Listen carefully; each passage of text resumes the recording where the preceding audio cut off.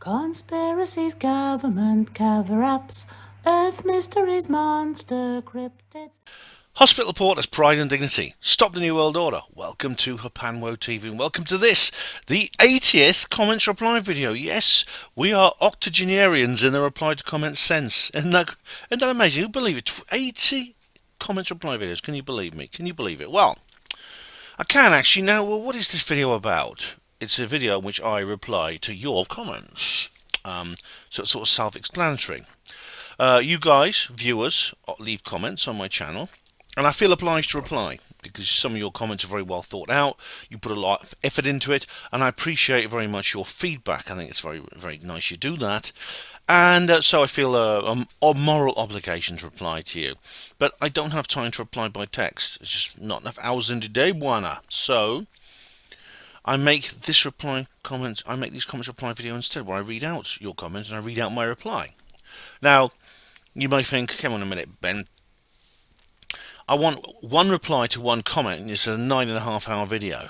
That's not replying to my comments. Well, firstly, you don't have to watch the whole video, because when I'm replying, whatever comment you're replying to, I'll put a little message underneath. I'll say, thanks for your comment, it will be answered approximately within the, I'll say, first, second, third hour, fourth, fifth, sixth, seventh, eighth, ninth, or 10th hour, for that little half hour. So that's all you have to do. The maximum is just watch 1 hour. It's not much to bother with, is it? Put it on in the background when you're doing something else. Second reason is you don't have to. It's not a problem. Is that my comments reply videos are a lot shorter than they used to be. They are actually because I do them more often. They are much less than 9.5 hours.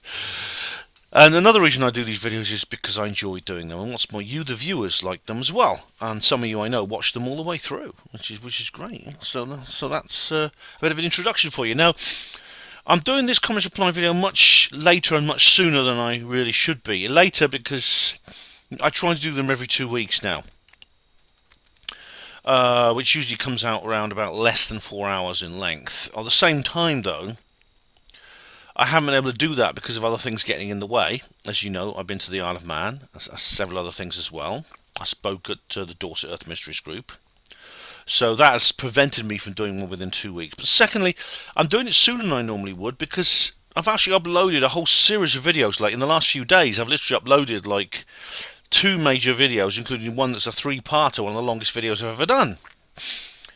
Then I've uploaded, and these are basically are reportages from these events that prevented me doing the comments reply video sooner. So shouldn't I give you a chance to watch those before I go jump in and doing a comments reply video? Because they're long. A lot of you will not have got through them all yet. So I haven't actually got all the comments I'm likely to get in the sort of launch period of those videos. Well, the reason I'm doing them sooner than I normally do, I'm doing the comments reply video sooner than normal, is because a lot's happening this week in terms of the UFO field. I've just done a HPANWO voice article about that actually, which I'll show you. If it'll open, if the page will open, I'll show it to you. Because you may be aware,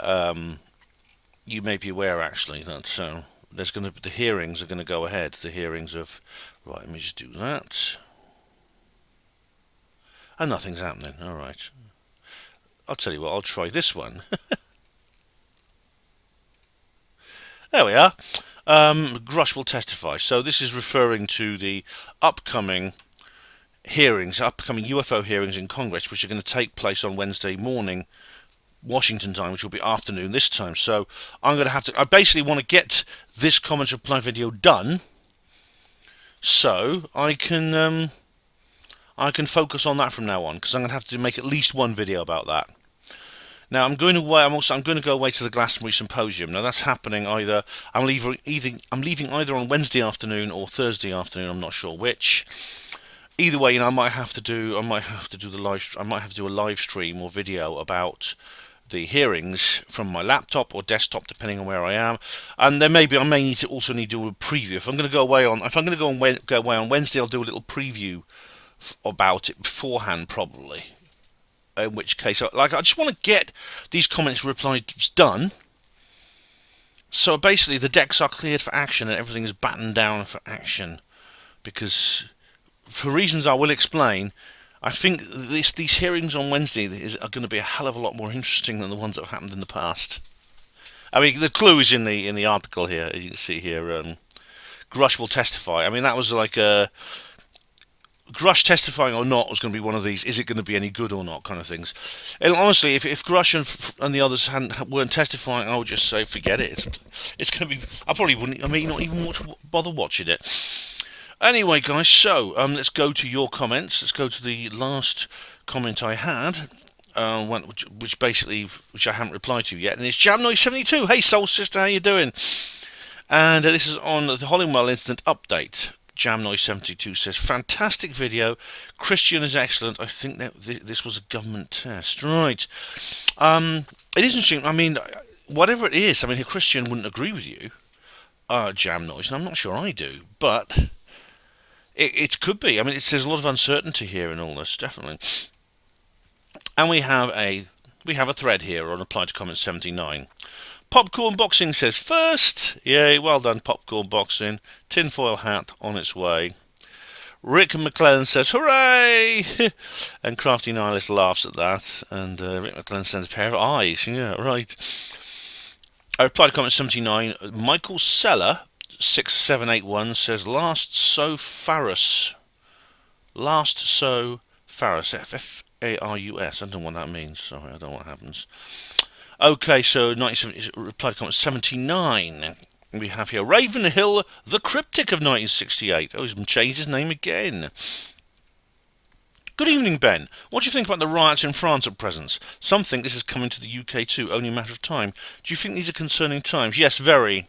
It appears that these are these events like this in France, especially, which has a very, I think it has France is naturally an unstable society compared to Britain.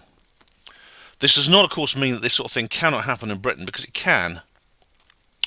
But these things happen more in France, and they happen worse in France generally. Sometimes it gets as far as history tells you, of people, mass beheadings and things like that. But I mean, the plan is, I think, to have a situation like this everywhere across Europe, certainly, and where there's massive immigration, there's massive hatred, feelings of hatred built up among the immigrants for the white indigenous people and things like that, resulting in these explosions of violence. And that does bother me. Yes, that's frightening. I think this is obviously deliberate. This is what the deep state wants for the world. It's not just happening or being allowed to happen, it's being done on purpose. It's social engineering. And David, Splendid Isolation 1928 says here, similar rioting happened around 10 years ago over the Mark Duggan shooting by the police. Oh, well, yeah, unlike, I think in the case of Mark Duggan, that, it's pretty obvious something really dodgy happened there, because he was killed, and then apparently the police, from what I gather, it was an unlawful shooting. It was then covered up because the policeman the bullet that was fired at the police car was from a police gun. It wasn't from Mark Duggan's gun. So I can understand why people are angry about that. The problem is, I mean, they'll riot now if in a case of, for example, this incident where this guy was basically shot trying to break into someone's house, and the homeowners have been called racist, and there's been a riot as a result. But David says, these people don't care about intent. It doesn't take much to kick them off. They aren't patriots. They're fifth column within our lands. Correct. Aided by traitors letting them in en masse, just waiting for an opportunity to take over, either short or long term. Correct. That's it, basically. It's designed to basically to subvert the nations of the earth into a one world government. That's it. That's what they want. Catherine King 9446 says, love ya. Thanks, Catherine. And 69 Fouquet says, love me. Oh, love you too, Fouquet. Reply to comment 79. We have Hugo Rune. Looking forward to this. Thanks, Ben. You're welcome, Hugo. I hope you like it. I do. I really do. I should put in a reply to Fouquet there and to Catherine. Hugo Rune says on 79, Spot on, Ben. 19 minutes-ish onwards. Thank you, my error. How embarrassing. It's Aussie, honestly. You have me laughing at myself. Many thanks. Right, what was that then? I should have this video open, shouldn't I? I'm trying to think what it is. 19 minutes-ish. I'll try and find it. You haven't left me a timestamp, Hugo, but I'll try and find it briefly, what you're talking about. Because I can't remember. That's not going to happen, I promise you. Well, he says, if you have something to... Okay. So sorry, but the decision is made. I will watch your videos, I love them, but I will never comment again. Oh, Hugo, okay, well, I've forgiven you in advance. The hat I wear is actually... It used to be a baseball cap. I wear it backwards because... you see the peak has gone. It's actually Australian. Oh, I see, yes, it's my hat. That's it, Hugo, yes. And you have commented again, which is nice. Jam Noise says, my daughter's living in the US, Hugo. How dare you? Smoke another one, Hugo. It's not that deep, really. Yeah, Hugo, have another, mate. Have another. Reply to comment 79. Richard Rich Auden says, classic Bemlin, 440. What's this? We've got a timestamp now. Let's have a look. What's this? Classic Bemlin. So a conversation with Jin is a bit like this, you know. I went to see Gone with the Wind. It was a really good film. Jin replies, Ben, in your last video you said how much you hated Gone with the Wind. Why is that? Yeah. I replied to Jin, I never said I hate it. That's right. That's it. Thanks, Rich. Thanks. 7969 Phuket. Stop the reply videos. Wink. I'm whinging. You are. We just want to get a fix of Ben. What a superstar, lol. Oh, thanks, Phuket. Thank you very much. Woody Black says on 79. Here we go. 12513. Believe it or not, someone came to me with what he said was part of a flying saucer. Says he found it in he said he found it in a crop circle. He wanted £70 for it. Oh my god, I'm dead. Yeah. Oh yeah, I remember that guy. Yeah, I do. It exists before I send you the £100 shipping fee or transfer fee. Believe it or not, David, someone came to me a couple of years ago with what they said was a part of a flying saucer that they found in a... Yeah, it looked like a spill from a foundry, actually. It looked like a metal spill from a foundry. Yeah. Oh, we have a thread here from 69 No, sorry. This reply to comment 79. Charles Scott. Oh God. All right. Charles, you know the rules. 2622 onwards. I've never requested a link from you. Blah blah blah blah. You can't even personally admit on camera on Sasha Christie's blog that you're not allowed to enter the hospital. Oh, shut up, Charles. We've been through that. I've had enough. What are you saying? What is this here? What the hell do you... This is very... Hang on. I doubt Sasha Christie would risk such an outrageous defamation with legal action from you, Ben, to discredit herself in the process. I don't think she cares, Charles. It's not like I don't think she's very rich, so I couldn't sue her anyway. I think this is very serious, and if true, it adds up to your noxious side of your character, and you're also a disgrace to hospital porters and the NHS were correct to eradicate you for such insolent behaviour when a hospital porter should be caring and respectful to patients and colleagues. Right, you piece of shit, you're getting blocked. That's enough. I've had enough of you. You can eat block button. How dare you, you piece of fucking crap. Hang on, report. Oh, where is it? Right. How to hide user report use. Hang on, how do I block someone? Hide from my channel. Report channel. What? Report? Where's the block button? This is weird. Home. Where? How do you block people?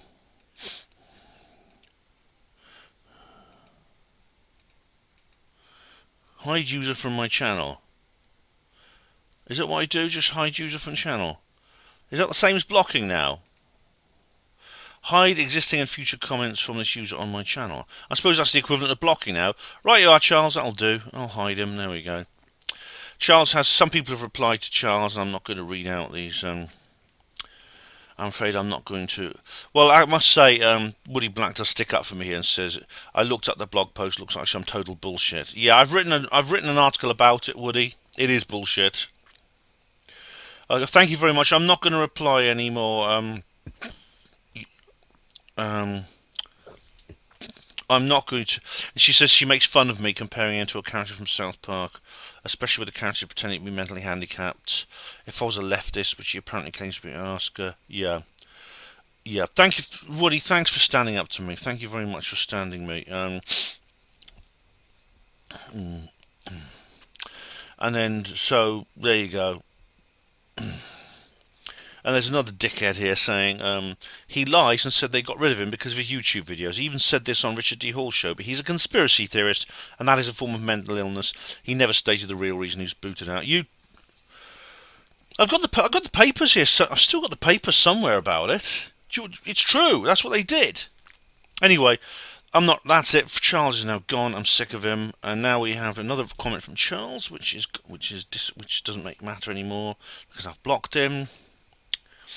And now we have here Jinsky and Pivot on reply to comment 79. Yeah, it's starting to look like you don't touch Moon and Apollo conspiracy material unless you're in a group of 5, which includes liars and fantasists like Marcus Allen and Scott Henderson. Speaks volumes. Right, you're going to make a serious point, Jin, or you're just going to like a bitch, like a little angry schoolgirl?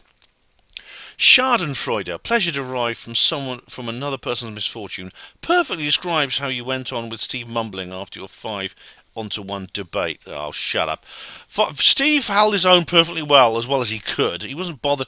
Well, the thing is, where's Steve going to find 5 other people like him to match us, eh? Oh, Neil Peel, Paranormal Peep Show says here, 5-1 debate implies we picked on Steve. Steve was actually wanting to come on. Good point, Neil, yes. Why don't you come on and debate us rather than moan all the time? Yeah, exactly. Although Jin probably couldn't do that because he wouldn't want to reveal who he really is. And we have here, let's have a look. Couple of things, Neil. The debate was 5-1, correct? So I stated a fact. How do you perceive my post is not a post is not my concern. I never said he was picked on, and I've consistently said not only held his own, he compelled Henderson to leave on an excuse, after which he contributed from the comments panel at the side. After his appearance, there was some after-the-fact gloating and bragging about how he'd been humiliated and largely defeated. It wasn't gloating and bragging, Jin, it was basically what happened. I believe some short extra clips were added onto the one version of the debate. Really? Well, why don't you check it? Because Mumbling's uploaded his own copy. You see, I believe this happened. I believe you edited him unfairly. I knew you bastards were going to say this. This is why we were quite happy to let Steve upload the raw, unedited footage. He downloaded the recording straight from Skype.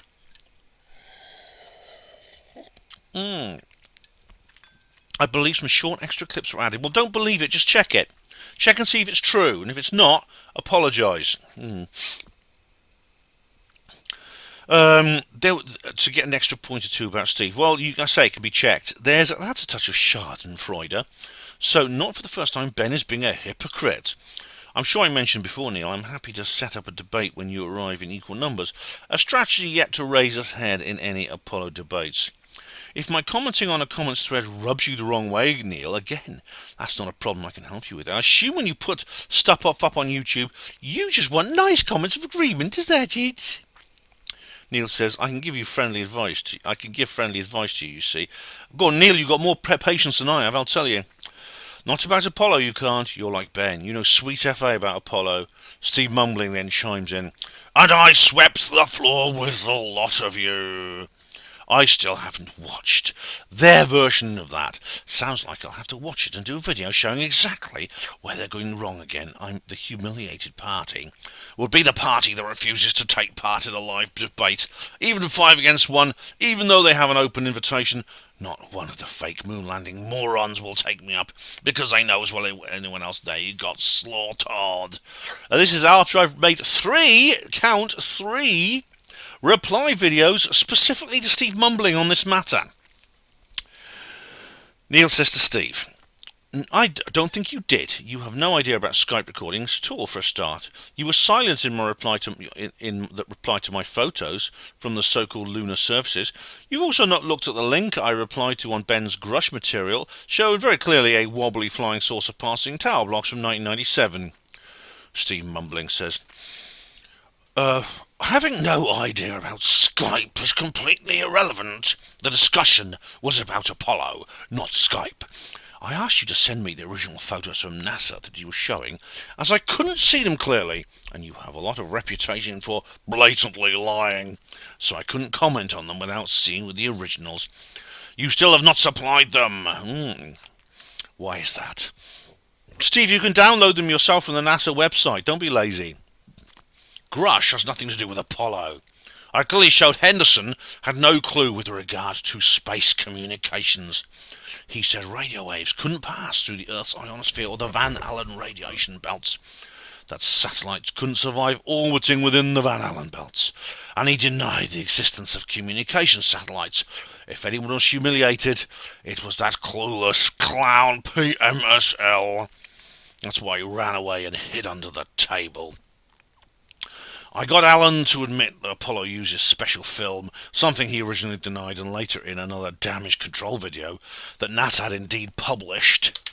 Apollo crew radiation dose data, something he again denied during the discussion in the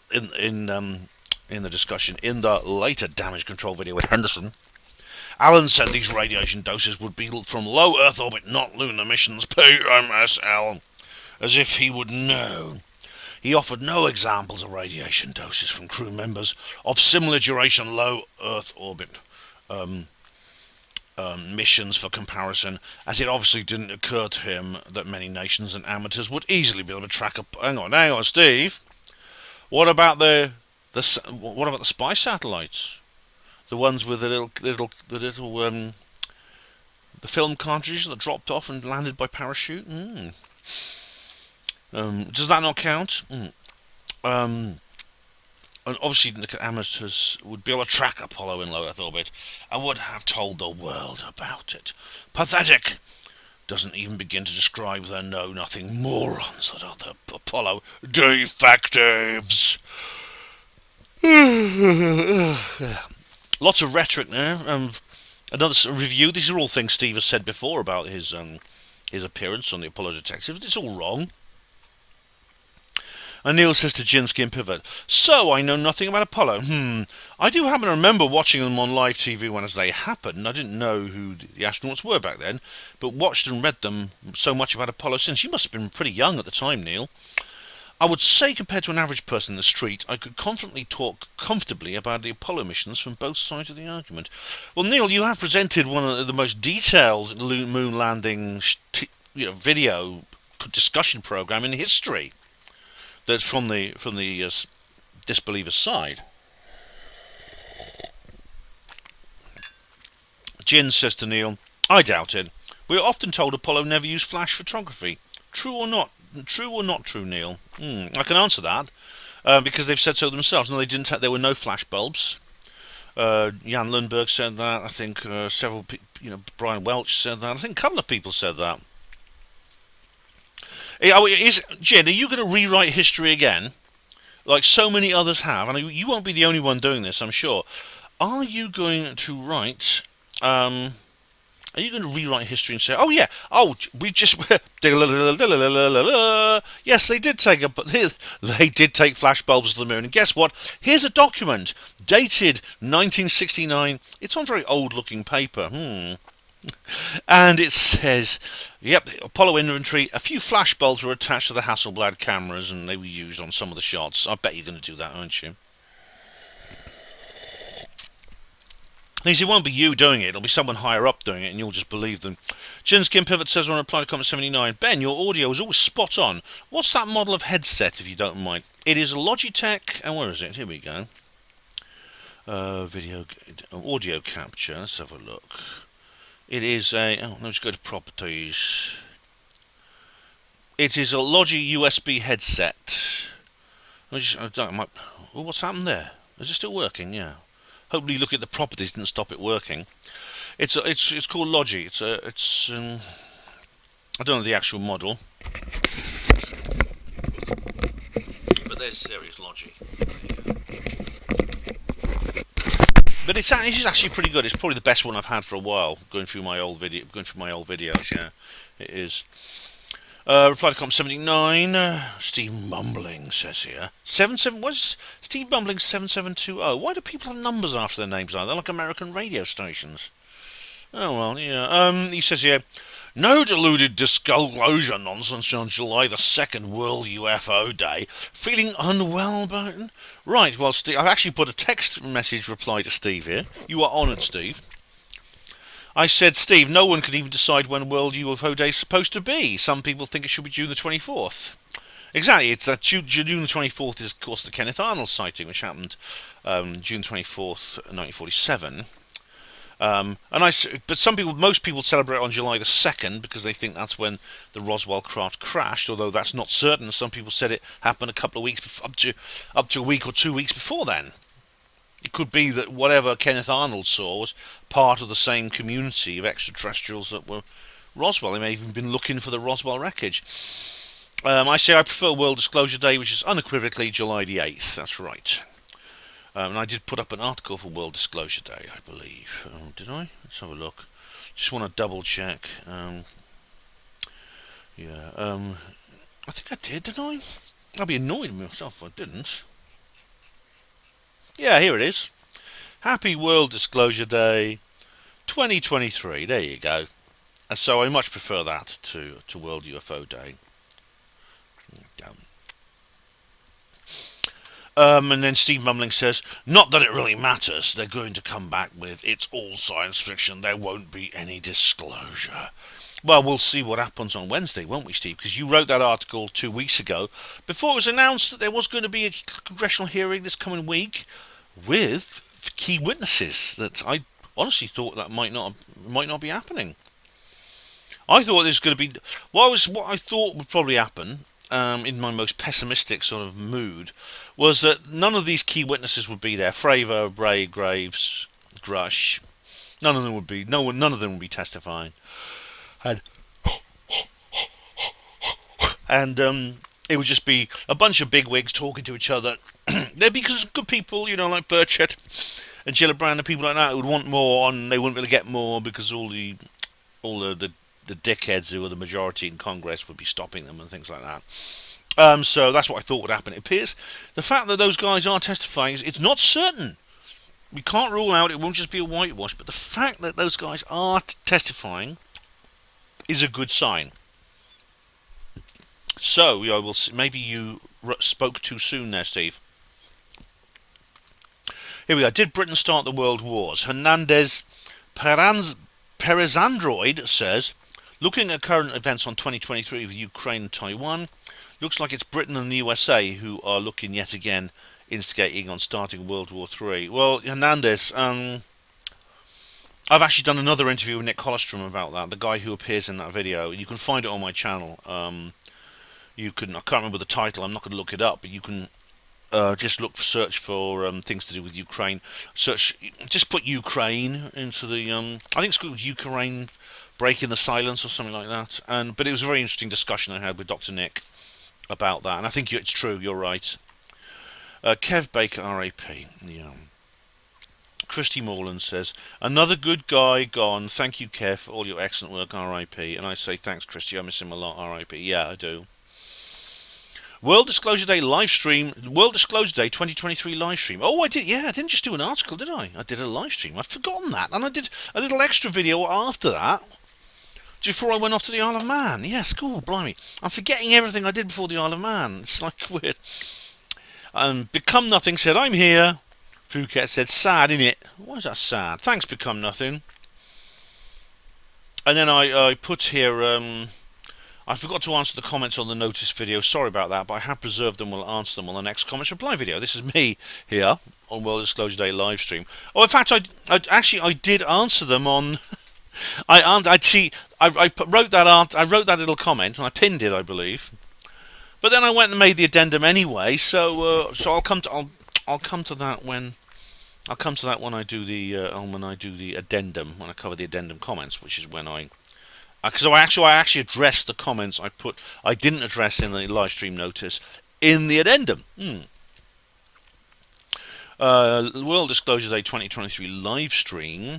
69 Phuket says, is the world closed yet or just dissing? As in disclosure. Oh, right, disclosed. Is the world closed yet or just dissing? Hopefully dissing.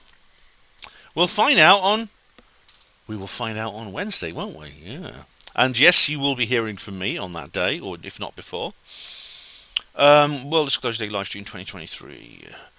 DJ B2 says, hope you have a great time on the Isle of Man. Thanks very much, DJ. As you can see from my latest uploads, I did.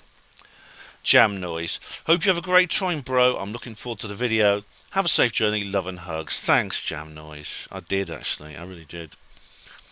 Live stream at Dark Corners UK. Happy World Disclosure Day, Ben. Happy World Disclosure to you too, Dark Corners.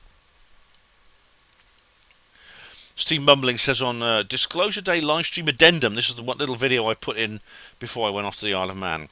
So, the answer to my question is, the only answer you will accept is, the recovered alien spacecraft nonsense is all real. Well, it depends on the evidence, Steve. I think I explained this to you in the video. It all depends on... And anyway, you say here, you can't come to that conclusion based on holistic evidence because there isn't any. Well, there is, you see, Steve. That's why I disagree with you. I think there is. And I explain why in the video. And in many other videos where you have watched and commented. And on comments I've left on your videos. I'm sure there is no recovered ET material here on Earth. I'm sure there is. If a contradictory announcement is made by the US Congress or other similar official body, and that announcement is backed up by tangible peer-reviewed evidence, I would be happy to accept it. Really, Steve? Would you? Well, in that case, you may be happy very soon.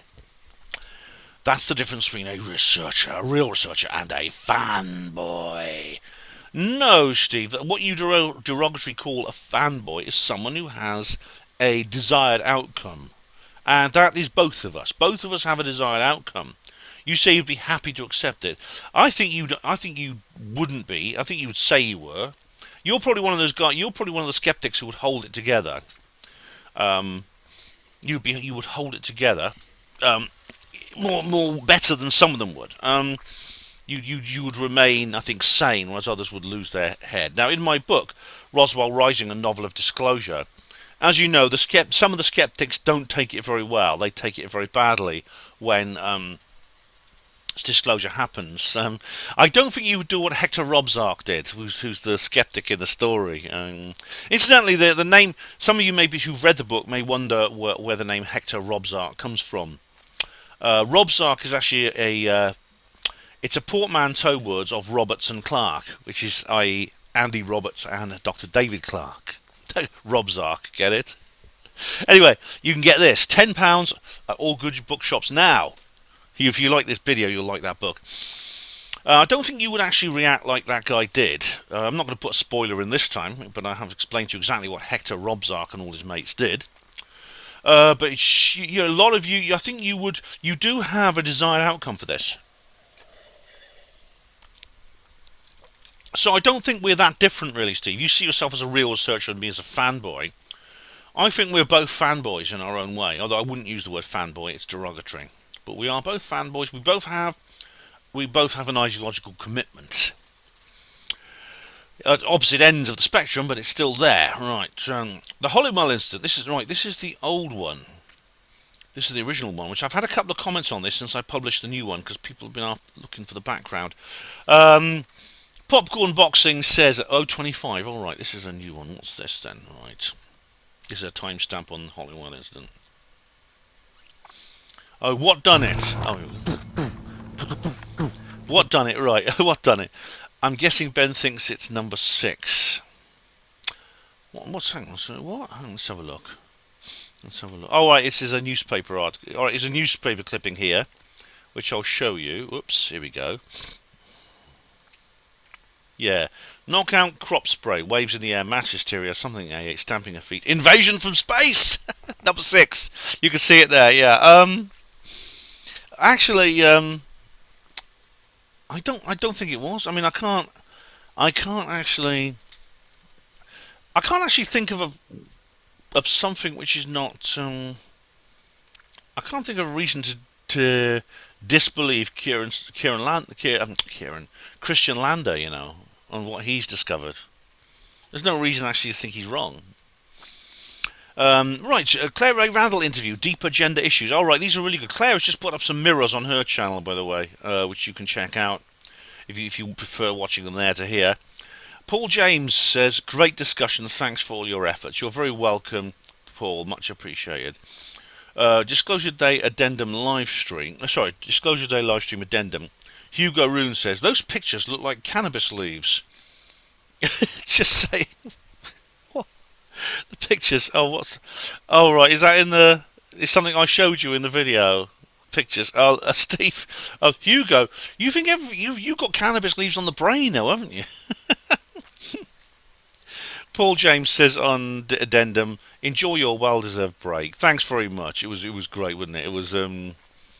I had a lovely time over there, as you can see from the video. I had a lovely time, and I really enjoyed doing that video. Rick Horden. I think it is Rick Horden. Yeah, RICHAWDON. Rick Horden says on addendum, good to see Bungle has a decent night hat at the last. I think Bungle's fed up of being forced to be a Welsh bear. The Hollingwell incident, the original one, Popcorn Boxing says, interesting, I've never heard of this before, thanks for the video. You're very welcome. It's a pretty old video, I remember doing it all those years ago. We went to the location.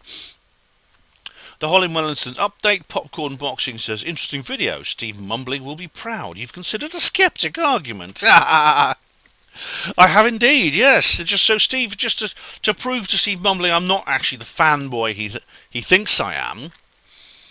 And in this case, I actually, I think Christian Lander's argument, which is a skeptic one, it doesn't involve anything weird, does seem to make sense to me. Now, it doesn't mean it's definitely true, but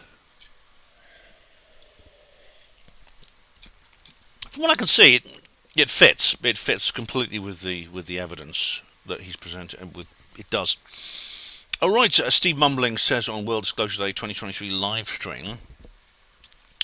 Says here, it's not a psyop, it's science fiction. Oh, right. Well, I think it's probably not a psyop either, Steve, but it is possibly that it is not science fiction. I'll make a bold prediction. This is 12 days ago. Ooh. After 6 months is up, all the evidence, quote unquote, has been reviewed by Arrow, Congress will announce none of it is real. There never has been, and nor is there currently, any ET material recovery or analysis programs. That's what I'm expecting to hear. There's no evidence from an underground ET base at Pine Gap. It's just Timothy Good's science fiction. Pine Gap is a joint Australian-USA surveillance facility. Well, it's as simple as that. Well, it is that, actually, yes. It's similar. It's a part of the Five Eyes network. Long before the Five Eyes network existed, included what you're going to mention in a minute, Men with Hell. Yeah. It's the same saying there's an underground ET base at Men with Hell. It's ridiculous. It's always dead easy to suppress something that doesn't exist. Well, it depends. I mean, do these particular locations obey Sauder's law? Sauder's, Richard Sauder and his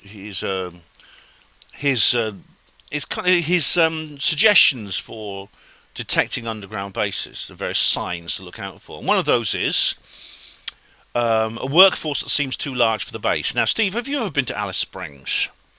Because if you haven't, that means I've been to somewhere in Australia that you haven't been there, and you live there. In Alice Springs, a large proportion of the people who live in this sizable town in the middle of nowhere work at Pine Gap. And as the tour guide said on the coach, I was on a coach tour.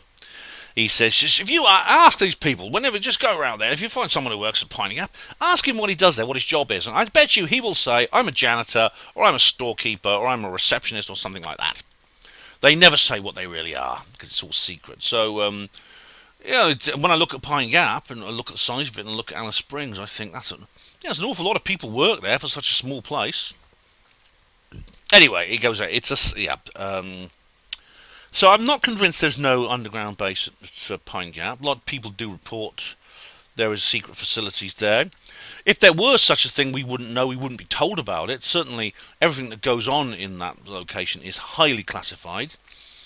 In both in its official capacity as electronic intelligence gathering, that in itself is highly classified, but possibly far more. So you wouldn't know, and I wouldn't know. No one would know unless they worked there, and even if they worked there, they wouldn't know unless they had need to know. Not just a security clearance, but need to know.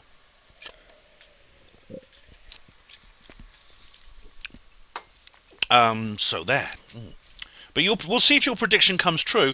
But if that's the case, what's David Grush is going to have some very, very tough questions to answer, isn't he? And he is going to have sacrificed his future career, and he's a young chap. He's only 36. He could do a lot more with his life. He will have sacrificed that just for 15 minutes of fame on UFO TV channels. You should ask him why he did that, Steve. We will have to ask him that question. Why did you do that, Dave? Why did you lie? Why did you lie like that? Why do you talk such nonsense on national television? So that's going to be that's you're going to use that skeptic phrase. It's going to be the onus is going to be on you to explain that. Just live stream, Steve mumbling. No one said the really big ET craft is round. I know that, Steve. Coulthard described it as being as big as a football field. Football fields aren't round, are they? Not that it matters, the whole story's way beyond ludicrous. Well, Steve, in Australia, as you know, your football fields are oval-shaped if it is Australian rules football. Although I know you do play soccer as well, what you call soccer, it's true. Which is, of course, oblong, yes. Now, I never said the ET craft was round either. And indeed, I haven't got involved in this long debate that's been going on UFO Twitter about where this mysterious giant ET craft is buried. In fact, if you've watched my Isle of Man video of Mongoose and Man, you'll see that I actually make a bit of a joke about it, because there's a building in Douglas Harbour that looks it looks a bit like that, and I joked and I said, "Is that where the giant UFO is buried?" So, Steve, that's so I made a joke. See, I agree with you about that. I do. I don't think it's beyond ludicrous, but I think that it exists. But I never said UFOs, alien spacecraft, that is, come in all shapes and sizes. There are certain categories such as flying saucers, triangles, things like that. But they come in all shapes and sizes, and it could be anything. It could be any kind of craft at all. You never know. Okay, World Disclosure Day live stream. Steve Mumbling says, no ET material will be produced by any of the aerospace companies, regardless of any lawsuits, because the material has never existed. It's all bullshit. You'll find Bigelow Aerospace will be at the centre of this. You remember Bigelow, the guy who tried to pass off some unusual industrial waste from a lead purification process as ET material? He won't willingly surrender any of his ET material, quote-unquote, for analysis for one simple reason. It isn't ET material. If he's forced to hand it over by law, you'll find all his claims of ET origin will fall in a heap when the material is analysed by academia. It will be plain old terrestrial material. Alright, Steve.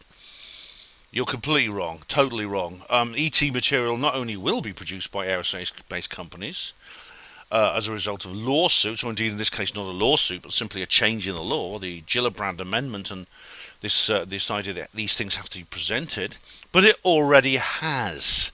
Bigelow Aerospace was a contract of ATIP, or stroke ORSAP, way back in the late 2000s.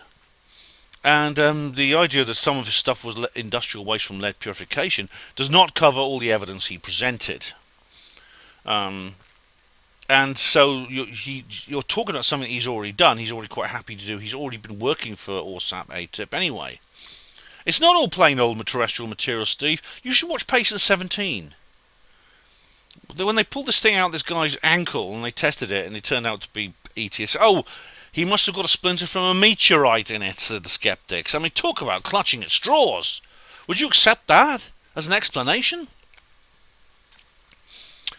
Steve Mumbling says on live stream, Coulthard not telling anyone where the crashed, quote-unquote, crashed ET craft covered by a building is the same as Woodward and Bernstein not telling anyone about Watergate. It's ludicrous. Not necessarily, Steve, as Ross himself has explained, because he has been pressed by several people. He was on this radio show the other day, actually, and he's willing to go on lots of radio shows. Not mine, though. He ghosted me. But he goes on other people's radio shows, and where he actually explains that he actually does say that he explains exactly why he can't say anything more. He said he knows he's being a tease, just dropping this hint. But, he is obliged to keep quiet about the details. And he does. Maybe he knows that the details are going to come out very soon. We don't know that. Yeah. Well, UFO Disclosure 2023, the big interview. This was banned and then restored. And Brian's work in progress says, follow the fucking money. Simple pimple. Well, yeah, I mean, of course, perhaps the black budget is a good place to start, Brian. Yeah, I mean, exactly. It's also the illegal drug money that funds these projects, which it doesn't even have to go onto the accounting books. Live stream Steve Mumbling. If Putin is liberating Ukraine, why aren't the Ukrainians enthusiastically fighting the Russians and grateful? Why are they enthusiastically fighting the Russians and gratefully accepting all help with weapons from the West? Because that's what their media is telling them to do. Firstly, not all Ukrainians are. In the east of the country, they are very, very pleased that they've been liberated by Russia from the globalists in Kiev. The others are fighting basically because that's what their media tells them. This is for the same reason that people in Britain are putting up bloody Ukrainian flags on everything, because that's what the newspapers tell them to do. So there.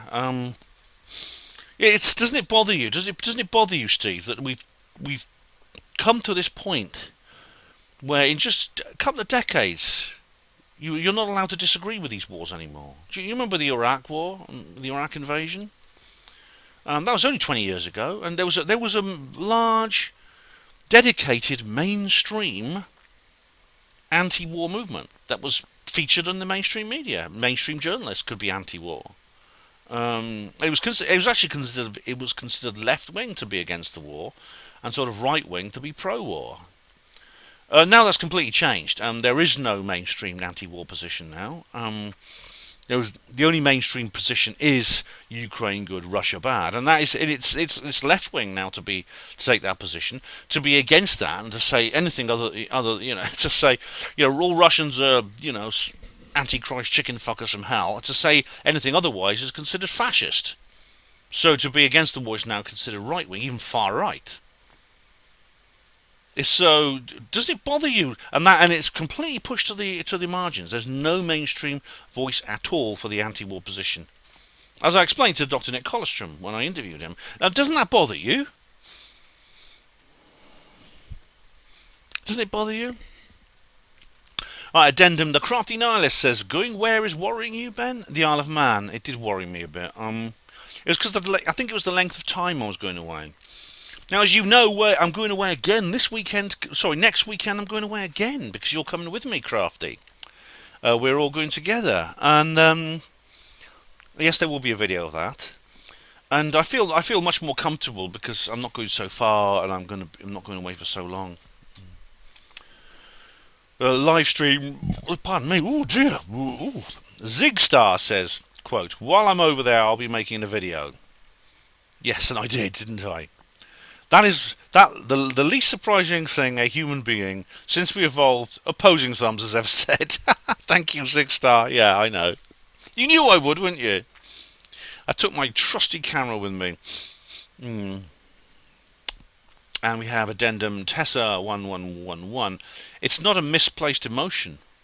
Have felt the overhang of disaster just bubbling about, almost like a treacle bath, sticky and waiting. Yeah, I think it was misplaced because I think there was no reason for it, though, Tessa, in my case.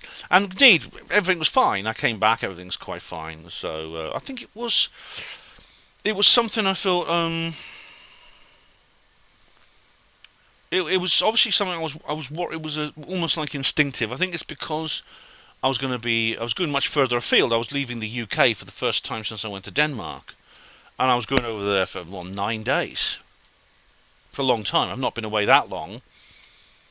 You know, I don't include the times I used to visit my girlfriend when I had one, because I was still online. I was only as far as Nottingham.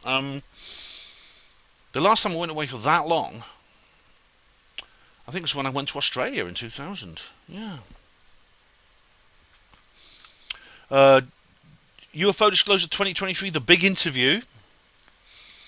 This is interesting, actually.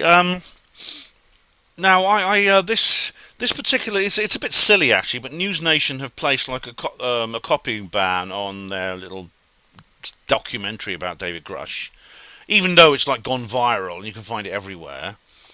And they slapped my video with a copy. Look, I'm not going to complain because they released it, but they slapped my video with a copyright strike when it's very obviously they're talking about something that is de facto in the public domain and was very obviously fair use.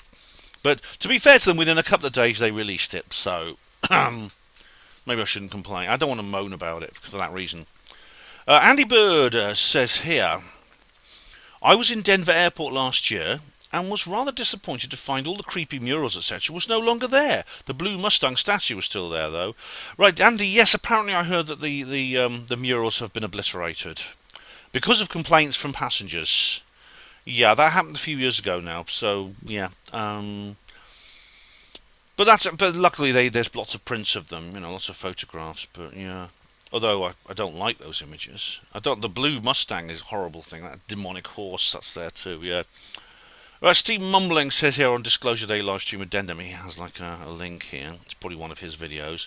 It should all be over by the end of the week. That's 4 days ago. Right. Oh, what's this then? Hello, Internet. Oh, we have Click below for us. House oversight here. Here we go. Americans will soon learn more about you. Right, here we go. I'll just give you a quick display cap. House oversight hearings on UAPs to be held on July the 26th. Yes. I'll click like on that. And indeed, they're going to be. Has just confirmed that the House Oversight Committee will hold a hearing on unidentified aerial phenomenon. That will be July 26th, according to one of the two leading members of that which is this hearing. Wednesday coming. You're right, Steve. But it won't all be over by then. That'll just be the beginning. Now you wrote. I think maybe you didn't realise because you wrote this comment before it was announced that Grush was going to be testifying, didn't you? You wrote that. You didn't know that Grush was going to be testifying, did you? Did you know that? Maybe you didn't, but yeah, it has actually been revealed now that Grush is going to be is going to be on the stand. Would you have said the same if you'd known that, Steve? Probably you would, actually. Right, we have now Lapis Conference 2022. Oh, this is a good one. This is from Steve-O. Steve-O7165. Hello, Benny boy. I've been away for quite a while. Love your reportages. Looks like I have a lot to catch up on. Oh, you're not kidding there, Steve-O, yeah. Oh, and the thumbs up you've been getting recently on other folks' videos from 10 plus years ago. Well, from me, if you give a toss. Oh, Steve, I don't notice them. I don't get notifications for thumbs ups. But of course I do. Of course I give more than a toss. And I'm really grateful, and it's great to have you back. Welcome back to the channel. And we have here Steve-O7165 again on Lapis Conference 2022. Malcolm Robinson is a good, down-to-earth guy. Yes, he is. I like him a lot. I met and spoke to him at the infamous quote-unquote Hull conference that your alter ego attended. Yes. Glad you're all back on speaking terms with him, Ben. Thanks, mate. Thanks, yeah. He remembered that moment, actually, where he held the door open for me coming through. He didn't recognise me. Yeah, I would love to have spoken to him. I would love to have spoken to lots of people. I mean, you know what an extrovert I am, and it's not in my nature to be undercover or silent or just sitting there not talking to people. Unfortunately, this year's has been cancelled, actually, which is I feel no satisfaction at that. I think that's actually sad. Even though, of course, the speakers I don't like are going to be there. There are going to be other good ones there, though. There's going to be Ryan Sprague. It was his first British talk. He does a really good radio show, Somewhere in the Skies. Yeah.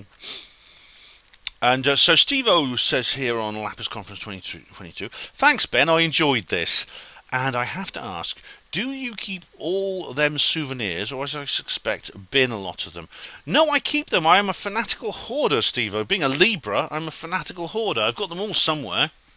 So I don't know where. Somewhere buried under this pile of rubbish I've got in here. I use a tame black hole as a filing system in my bedroom, I'm afraid. Oh, right, 50. Sky watching the triangle. What's, this is an old one. God, this is an old one. This, yeah.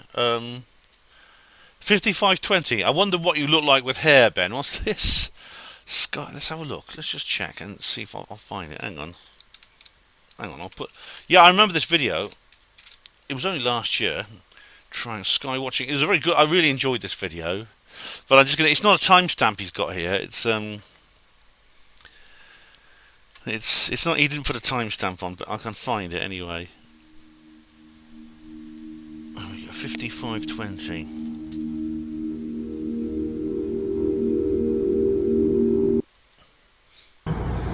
Because it's still the same town, so I'm not sure exactly how that works. Because normally towns are split if they're in one half or the other. You know, like Kansas City, Kansas, and Kansas City, Missouri. But there is only one Newcastle Emlyn. Yeah. And here it is. So, I can say I've been here. We've sort of just come in. Now, we wanted to go to an antique shop, but it's bloody shut.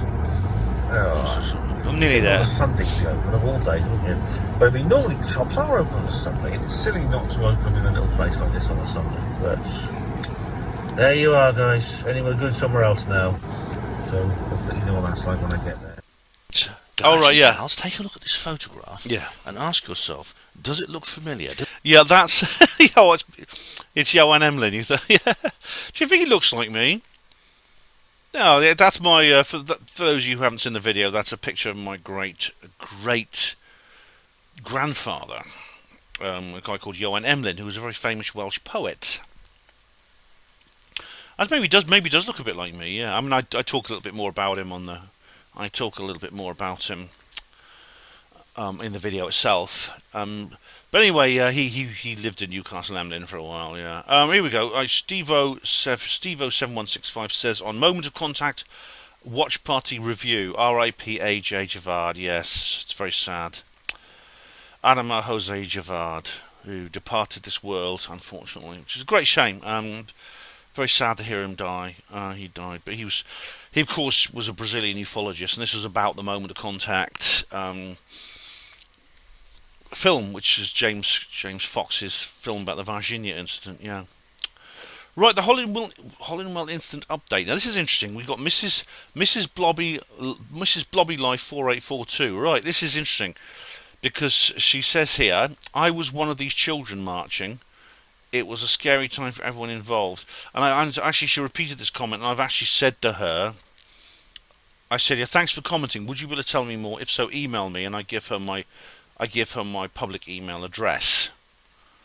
And I've let Christian know that someone is in touch with me now. So hopefully, Mrs. Blobby for Life, I hope you will get in touch and tell us what happened. You said it was a very scary time. I'm sure we'd be interested to hear your story, seeing as you were one of the children marching that day. That's quite something. Thank you very much. Right, I've Mongolian Man, part 1 of 3, Dark Corners UK. First, yep, thank you very much, Dark Corners. Tinfoil hat on its way to you. First ever, first comment on this marathon video I did. Stevo7165, Ben, you're slacking. We need an old-style 6-hour plus comments reply to comments video. Anyway, thanks for your ongoing attempt to answer most of the commenters. Good, bad, and funny. Good, bad, funny, and in between. Thank you very much, Stevo. That's on reply to comment 67. Thank you. Well, I mean, if I leave it for like 2 months, I'll end up doing a 6+ hour comments reply video. As it happens, you've got a 6+ hour reportage from the Isle of Man. I hope that suffices. Hugo Roon says, the Isle of Man, British, not English, like me. Well, the Isle of Man is actually is part of the it is a British Crown territory, but it's not part of the UK. So it's certainly not English, because England is a constituent nation of the UK. It's not part of anywhere in the UK. Not British, Welsh, Northern Irish, not English, Welsh, Northern Scottish, Northern Irish. Yeah. Interesting, the history and politics of the Isle of Man. Very interesting indeed. So yeah, there you go. So thanks, Hugo. Before I forget, I'm just gonna read out this. I'll go to my notes here. Now this is interesting because we're nearly at the end of this segment now. So all right, we're just then. Actually, I think we are virtually there. Yes, we are. 8 seconds to go. All right, I'll do it in the next hour. Okay. Okay. There we go. Right. Okay. So that's the end of hour number 1. Then I want to come on to the notes I've saved from, which I want to address before I forget. Hello everyone, welcome to hour number 2 of this comments reply video, 80th. Now, the first thing I want to do is, before I carry on, is I want to address a comment. Now, this was a comment posted by Gary Robinson, so I can't leave a timestamp for it because it wouldn't appear on the channel. And again, this is not my doing. I have checked all the spam folders and it's not there, so I don't know why it is. But anyway, Gary luckily took my advice, which I advise all of you to do. Make little copies of your comments, especially if they're long and detailed, and put them in a Word document or something, so you can always post them again. And then, as I said, you can always simply email them to me, as Gary has done. And Gary says here, Ben mate, have you seen the TikTok video of the woman screaming to be let off a plane full of passengers? She's in hysterics, claiming that the guy next to her was, quote, not real, unquote. Here's where it gets weird. There's a longer version where she can be heard saying, he's a reptilian. And this version is being repeatedly taken down. I've read they ended up offloading all of the passengers. Cheers. They ended up offloading all the passengers. Cheers. Right, thanks for that, Gary. Yeah, I've seen the video and it's really quite strange. I haven't had a chance to look into it in detail, but there's loads of it all over the video sharing sites. For example, here you'll see on YouTube here, there's loads of them. And indeed, I can't find a long version of it. What I can find is there's others. For example, there's a man here who also seems to be gets very upset. And apparently there's an interview with someone as well. Where is it? Is it on this video here? I won't play these to you, but there's a woman screaming on the plane now missing. It says apparently no one can find her. And there's an interview with someone else on the flight. So it makes you wonder what's going on. I mean, I don't know much about this case yet. It's not actually. I don't know exactly what's happening here, but it's a very strange behaviour by this person. And obviously, whether they offloaded the entire flight, I don't know. I mean, certainly they'd have had to, when she demanded to be let off, they'd have had to let her off, even if the plane was at the end of the runway. They'd have had to go back to the terminal and offload. I mean, you can't take off with someone like that on the plane who's behaving in that way. So they would have gone back to the terminal and let her off. Hopefully, like I said, before the plane left the gate would be easiest, because then all they have to do is open the door. But I don't know a lot about this though, Gary. But thanks for you brought this to my attention, and I found out that someone else actually posted it as well. Don't know much more about it except that she says things like that. Guys, somebody's not real on the plane. That's this is the original TikTok video, which I think is this one here. But I am telling you right now, that motherfucker back there is not real. Say whatever you want. I'm telling you, I'm getting the off, and there's a reason why I'm getting the off, and everyone can either believe it or they cannot believe it. I don't give two but I am telling you right now, that motherfucker back there is not real. And you can sit on this plane and you can die with them or not. You're right, you see, Gary's right. And there's a reason why I'm getting the hang on. They all had to deplane. All of them were, yeah. The flight was delayed 3 hours because of this. Everyone can either believe it or they cannot believe it.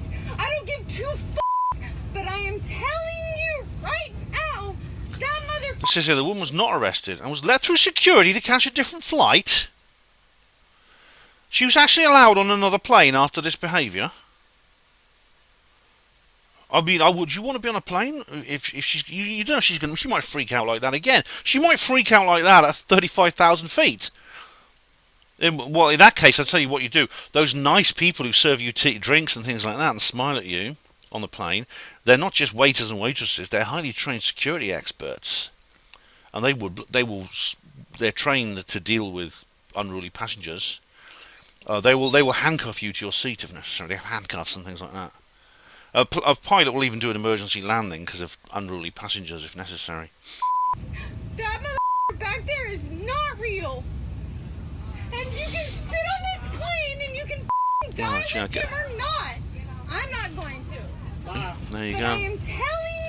How strange. Anyway, yeah, that's Gary's comment. So thank you for that, Gary Robinson. If you're watching, I know you watch my videos.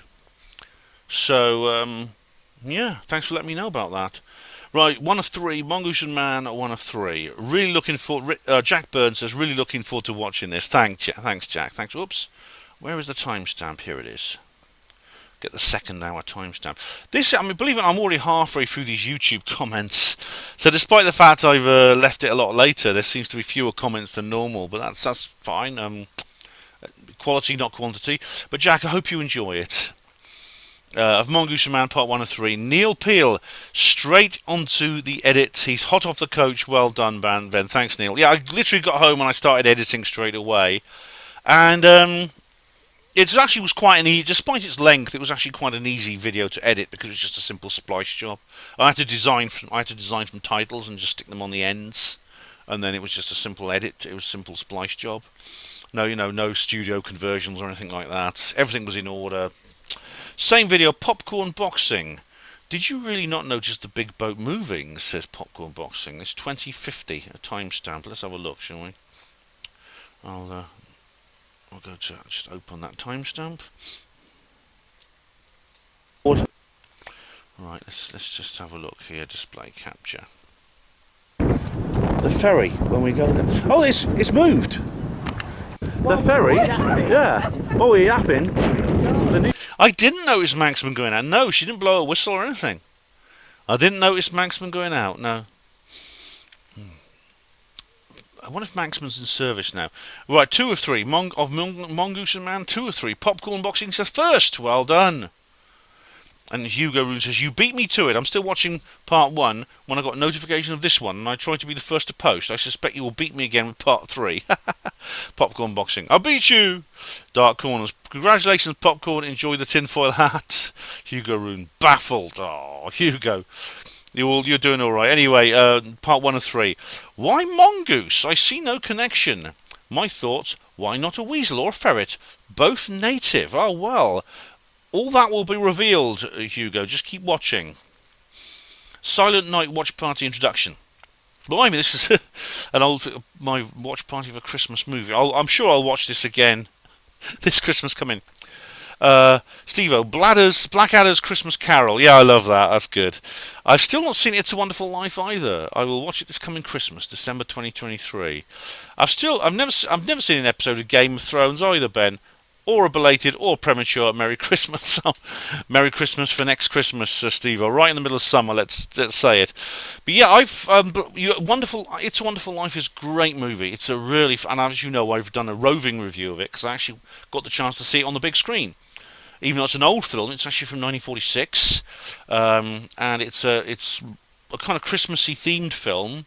But I think you can watch it any time of the year, really, and I think it's the first film I'm aware of to explore the concept of parallel universes. Very good film. Hugo Rune, 1 of 3. Chlorination and fluoridation of our water. Well said, Ben. I'm with you. That's right. Yes, I drank pure water from a borehole all week. I haven't paid Severn Trent for years. They're always threatening me with courts and stuff. And I say, go ahead, bring it on. All bluster. Sod Severn Trent. Yeah. Putting stuff in false medication our water. How dare they? Hugo Rune says, enjoying this now on 2 of 3. Thanks, Hugo. Glad you are, mate. Pylon Hoax, Steve-O says, I don't agree with the theory that people will run riot and there will be mass panic should there be an announcement of alien disclosure. The majority have already accepted other life forms and the rest are now dumbed through the V's, even though it will all be a fake narrative. Right, I actually don't believe that either, Steve-O, anymore.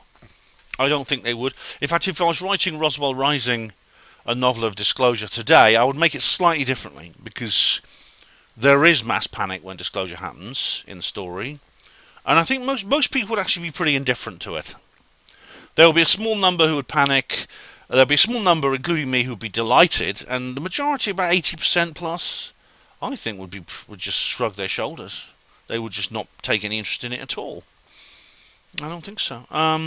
As for fake narratives, again, that's something we've got to be on our guard against. Although I'm not convinced that would happen, and I explain why. I've done several videos about that. Hugo Rune says on part of Mongoose and Man, part 2 or 3. At last, mention of the mongoose. Yes, it wasn't just an arbitrary title, Hugo. I chose it for a reason. 2 of 3. I have Hugo's Rune says, I have gooseberries in my garden. Got some in my fridge at the moment. Oh, Hugo, I hope you enjoy them, mate. I hope you enjoy them. 3 of 3. Ha! First post. Hey, he's got it now. I'm still watching part 2 at the moment. I'm going back now. Well, you get your tinfoil hat. You can keep your dope in there if you like. Just wrap your cannabis up in there if you like, Hugo. But and Popcorn Boxes says, "Damn, I was sleeping." You'd have got it otherwise, Popcorn. Yeah. Anyway, 2 of 3. Hugo Rune. Just a thought. Bring back steam engines, non-polluting. Fire is natural. Think about it. I think they are very polluting, actually, Hugo, because it's coal smoke, which is actually very polluting. I think that's one of the reasons they well, I mean, I don't know if that's the reason they switched to diesel, or to electric. I don't know, but they're very nice. I think it's on a small scale, on just little small railways like that. I think they're very nice. And as I said, it's Thomas the Tank Engines was inspired by that railway network, and they're really nice. A Dark Corner says, excellent idea, Hugo. I often think our society needs to look at the past for us to progress to the future. Unfortunately, I don't believe the New World Order would allow it. They'd make too much money from fossil fuels. Well, once you have free energy, you can make like non-polluting fuels from like water and things like that, and you could put that into steam engines. That would do the trick, wouldn't it? They wouldn't have any soot in them. And as far as I'm concerned, yeah, let's bring them back. Yeah, I do. I mean, I do really like them. I think they have a great charm to them. I understand why people get really, really passionate about them. Stephen Truthseeker says on 1 of 3, Ben, I don't know how to feel about this. I mean, animals on deck and everything? They could easily break free of their leash and go overboard.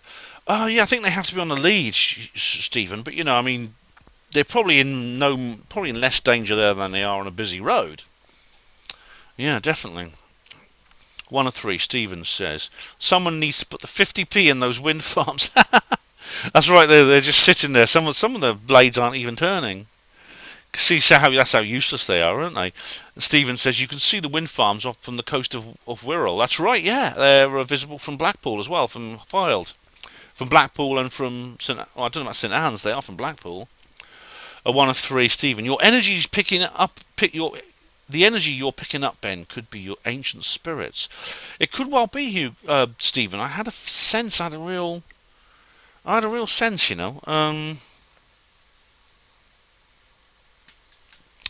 Yeah, it's I did feel something. Right, we have Steve Sanderson Art. Hello, Steve. Nice new commenter. Welcome.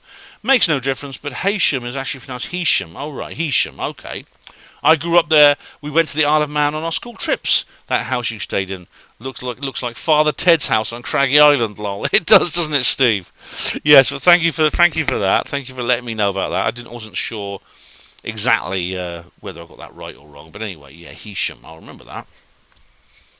1 of 3, Popcorn Boxing. Sorry, 3 of 3. Second, not bad, Popcorn. That's you got there. You got, as Marillion sang, 2 out of 3 ain't bad. 1 of 3. David spends isolation. How much was the rent for 9 days, David? Well, it's about £2,500. But luckily, there were 7 of us staying there, so it was only like about 250 each. It's not bad, is it? 1 of 3, Jam Noise 72. Oh my god, bro, that place looks so creepy. I'm surprised you slept the first night. Oh, you're such a lovely dad, Ben. Never overprotecting, just caring and loving. Thank you, soul sister. I did. I just, it was really spooky. And Dark Corner said, there's definitely a strange, almost otherworldly energy to this place that I can't quite describe in words. I'm reluctant to call it a dark presence, but it's definitely unsettling to me. I have a slight skill as empath, an ability I've been trying to hone of late, and I regularly pick up on these kinds of energies in everyday life, although almost never through the computer screen, which leads me to believe it must be quite a powerful force that resides here. Yeah, oh, when I first arrived, I mean, I got used to the place, actually, Erie Cushlin. I got used to it. When I first arrived, it was like I felt I was walking into Dracula's castle. That's what it was like. It was really incredible. 1 of 3. A ship called Ben. Yeah, what are the chances? Ben McCree, yeah. It's known as Ben for short. Ben McCree actually means daughter of my heart, apparently, in Manx. Just through the Legends Bar. Excellent. Looking forward to this epic adventure, Ben. Cheers. Hey, you're welcome, Rick.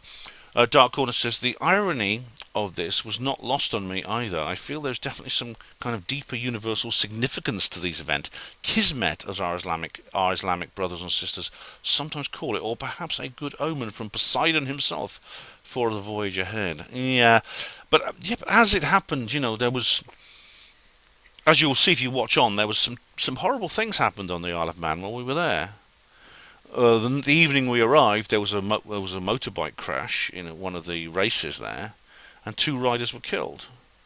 On the last day we were there, our last full day we were there was a plane crash, and the light aircraft crash, and the pilot was killed. Yeah. 2 of 3, Truth Seeker, Stephen Truth Seeker. I've seen those cargo ships before from the Wirral coastline. I thought they might be docking in the Liverpool port. It could be, Stephen. Yeah, you live in that area, don't you? So you might have seen it. Yeah. That's on 2 of 3. Yeah, Stephen on 2 of 3. Oh, so there's no Jeff the Mongoose house, just ruins, a bit like Borley Rectory or Boleskine. Well, Boleskine is actually being restored now, Stephen. The walls, the basic structure of the building survived, and it's being rebuilt. But Borley Rectory has been demolished. Yeah, it was destroyed by fire actually in the late 1940s or the mid 1940s, I believe. Not as a product of wartime bombing, but it's just a fire. No one ever knew what caused it. But then the what was left, it was demolished. Yes, the Dawlish Cashin house has been just destroyed. It looks like the rubble has been poured down the well. Yeah, that's sad. That is. Yeah. 2 of 3, Stephen Truseeker. Ben, what about going to Alistair Crowley's house in Cornwall? Did he have a house in Cornwall, Stephen? I'll go there if he is, yeah. Oh yeah, Dark Corner says that would be cool. Matthew Williams did a video from there. Oh right, well I'll check that out on his channel. The what's it called? The Truth Vault, or is it called the Truth? What's it called? The Secret Vault. I'll check that out. 2 of 3, Stephen Truseeker. I wouldn't want to get caught on that barbed wire fence with that kilt, lol. Oh yeah, that's all Ben, the other Ben, he wore a kilt, yeah. Stephen Truseeker. No strange mongoose remains exist. Well, maybe it may come back. Maybe it may return. You never know. 2 of 3, Stephen Truseeker. Interesting, there's a well. Often wells are portals for the paranormal. All right. It didn't smell very divine, I can say that. If it's a portal to anything, it's from a rather nasty place. Smelled pretty horrible, actually. I certainly wouldn't want to drink from that well. Seth Aaron Fletcher. Hello, Seth. Nice to see you again. My brother lived on the Isle of Man. I've never been.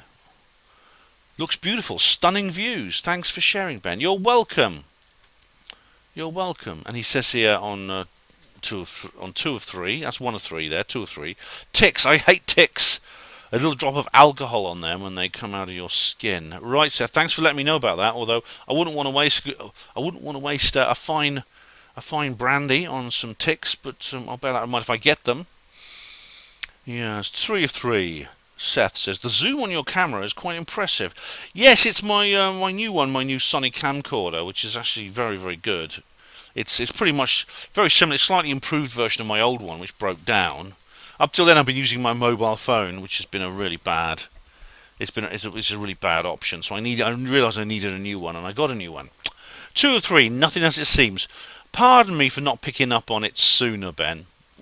You go down 2 aisles. First of that First that of White, the second of Man. Love you, man. Oh, thanks. Well, thanks, nothing. But I've never been to the Isle. I have been to the Isle of Wight, but I've not done a video there. But thanks. Maybe I'll go to the Isle of Wight. That'd be nice, wouldn't it? 1 of 3, popcorn boxing. Oh, I know what this is about. Timestamp. Tell us a bit more about the horrible little man, Kelvin. Oh, God. And then maybe one day I will. There's not much to tell about him, actually. He was just somebody I knew. I knew him on the social club and the pub circuit. He used to go in the JR social club, which I don't know why, because he never worked at the hospital or served in the NHS. I don't know how he ended up in there. But he was this little guy. He was. I got on all right with him. He's a little short guy. You see, he couldn't walk properly, so he went around on crutches. Didn't have a job.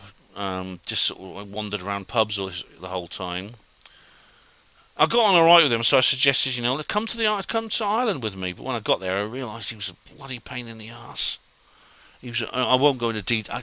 I could spend half an hour ranting about him, but basically I cut the holiday short because of him, and I brought him back, and we came back. Right, Dorset Earth Mysteries 2, The Last Witch. Tadpole 9183 says, the last Scottish witch was burned at the stake quite near me, and even nearer is the Maggie Wall Shrine, which is for a witch, and where Myra Hindley was photographed against. Thanks for this upload, really interesting. You're very welcome, Tadpole. Yeah, Helen Duncan was known as the Last Witch, but this was a nickname. She wasn't literally a witch. She was the Witchcraft Act of 1735 was actually sort of like a name given to something that was simply for deal with people who fake psychic powers. It was the first skeptic law. But I didn't know Myra Hindley was photographed against this memorial. Now a lot of but it would fit, wouldn't it? She's a dark entity. She was a very dark female entity. A lot of witch burnings in Scotland were quite bad. I think in one year, was it a quarter of the people of Edinburgh were burned at the stake or something ridiculous like that. It was insane. There was this insane kind of literally a witch hunt in Edinburgh, which went sometime I think it was in the 11th, 12th century or something like that.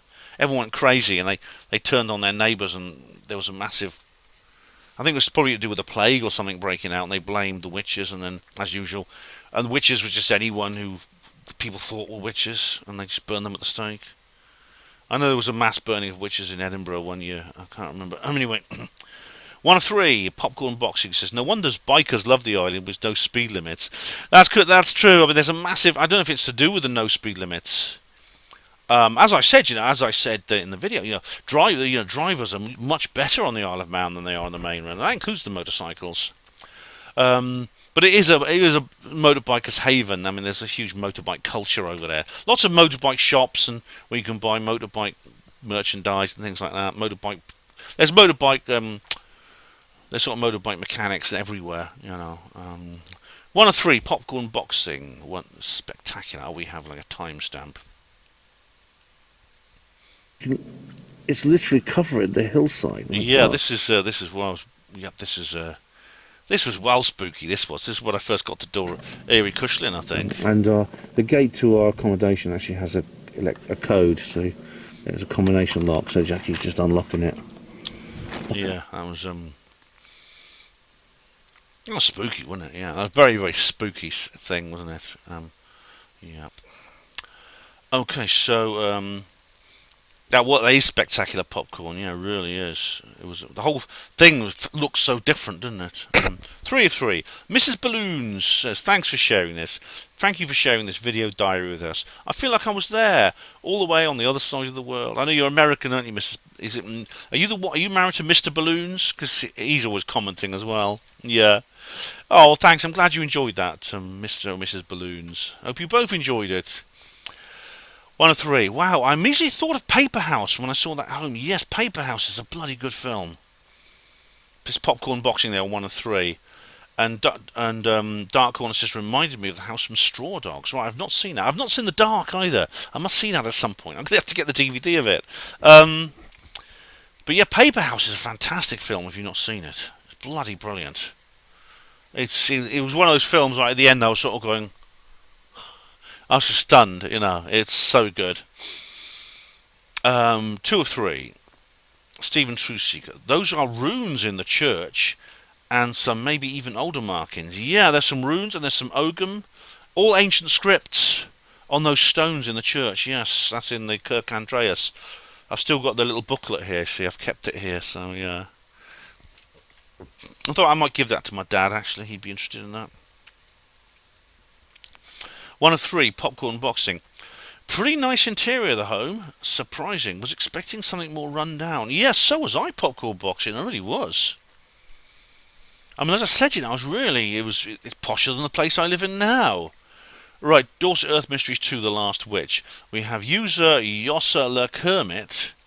It's three laughter things, emojis. Mongoose Man 3 of 3, Yossa Kermit has 3 laughter emojis there. Right. The Last Witch says, here we are. That's on 3 of 3. Darren Retro 8818 says, "Did you forget your travel iron, Ben?" No, I just couldn't fit it in my bag. There's not enough room. Ironically, if I hadn't packed my sleeping bag, I'd be able to fit a lot more in there. But strangely enough, it was like I thought I would need my sleeping bag, and I didn't. 3 of 3. Stephen says, "That's not safe, Ben. The ship should be sealed before departure." I thought you're talking about the ramp at the back. Yes, the ramp only comes up it looks like it's not closed properly. Apparently it is, because the lady I was with there who travels regularly on that ship said, yeah, it just goes up halfway. It looks like it's not shut properly, but it is. But that was only one of the things that were wrong with that horrible Manannan. I really didn't like that ferry for reasons I explained in the video. User Yossa Le Kermit says on Dorset Earth Mysteries 2, The Last Witch, "This video is rubbish." Right. Thank you, Barry Norman. Now, I bet you've watched all of it. Yossa, you have watched all of 3 of 3. You've watched all of this Last Witch. You've lost... You really do seem to be one of these people who is always criticising and moaning about my videos, but you watch them from beginning to end, don't you? Yeah. Right, Yoshla Kermit says on 2 of 3, "You use a broad church for the term friends. Are you in your bedroom now?" I don't know what you mean. I'm in my bedroom right this moment because I'm making this video. A broad church. You used a broad church for the term friends. What do you mean? There were 6 people in the house with me who I don't know all of them that well, but I was fond. They were nice people. I got on well with them. They're a very interesting mixture of characters, I must say. I'm not sure I could live permanently with all of them or any of them, but I did find them. We got on very well. We formed a good team, I think, for this particular expedition. We had our problems. For example, the time I said they were the cats hurting themselves, but generally speaking, we got on pretty well. 1 of 3. Emlyn-Jones. Hello, Rhiannon. How are you? Oh, nice to see you.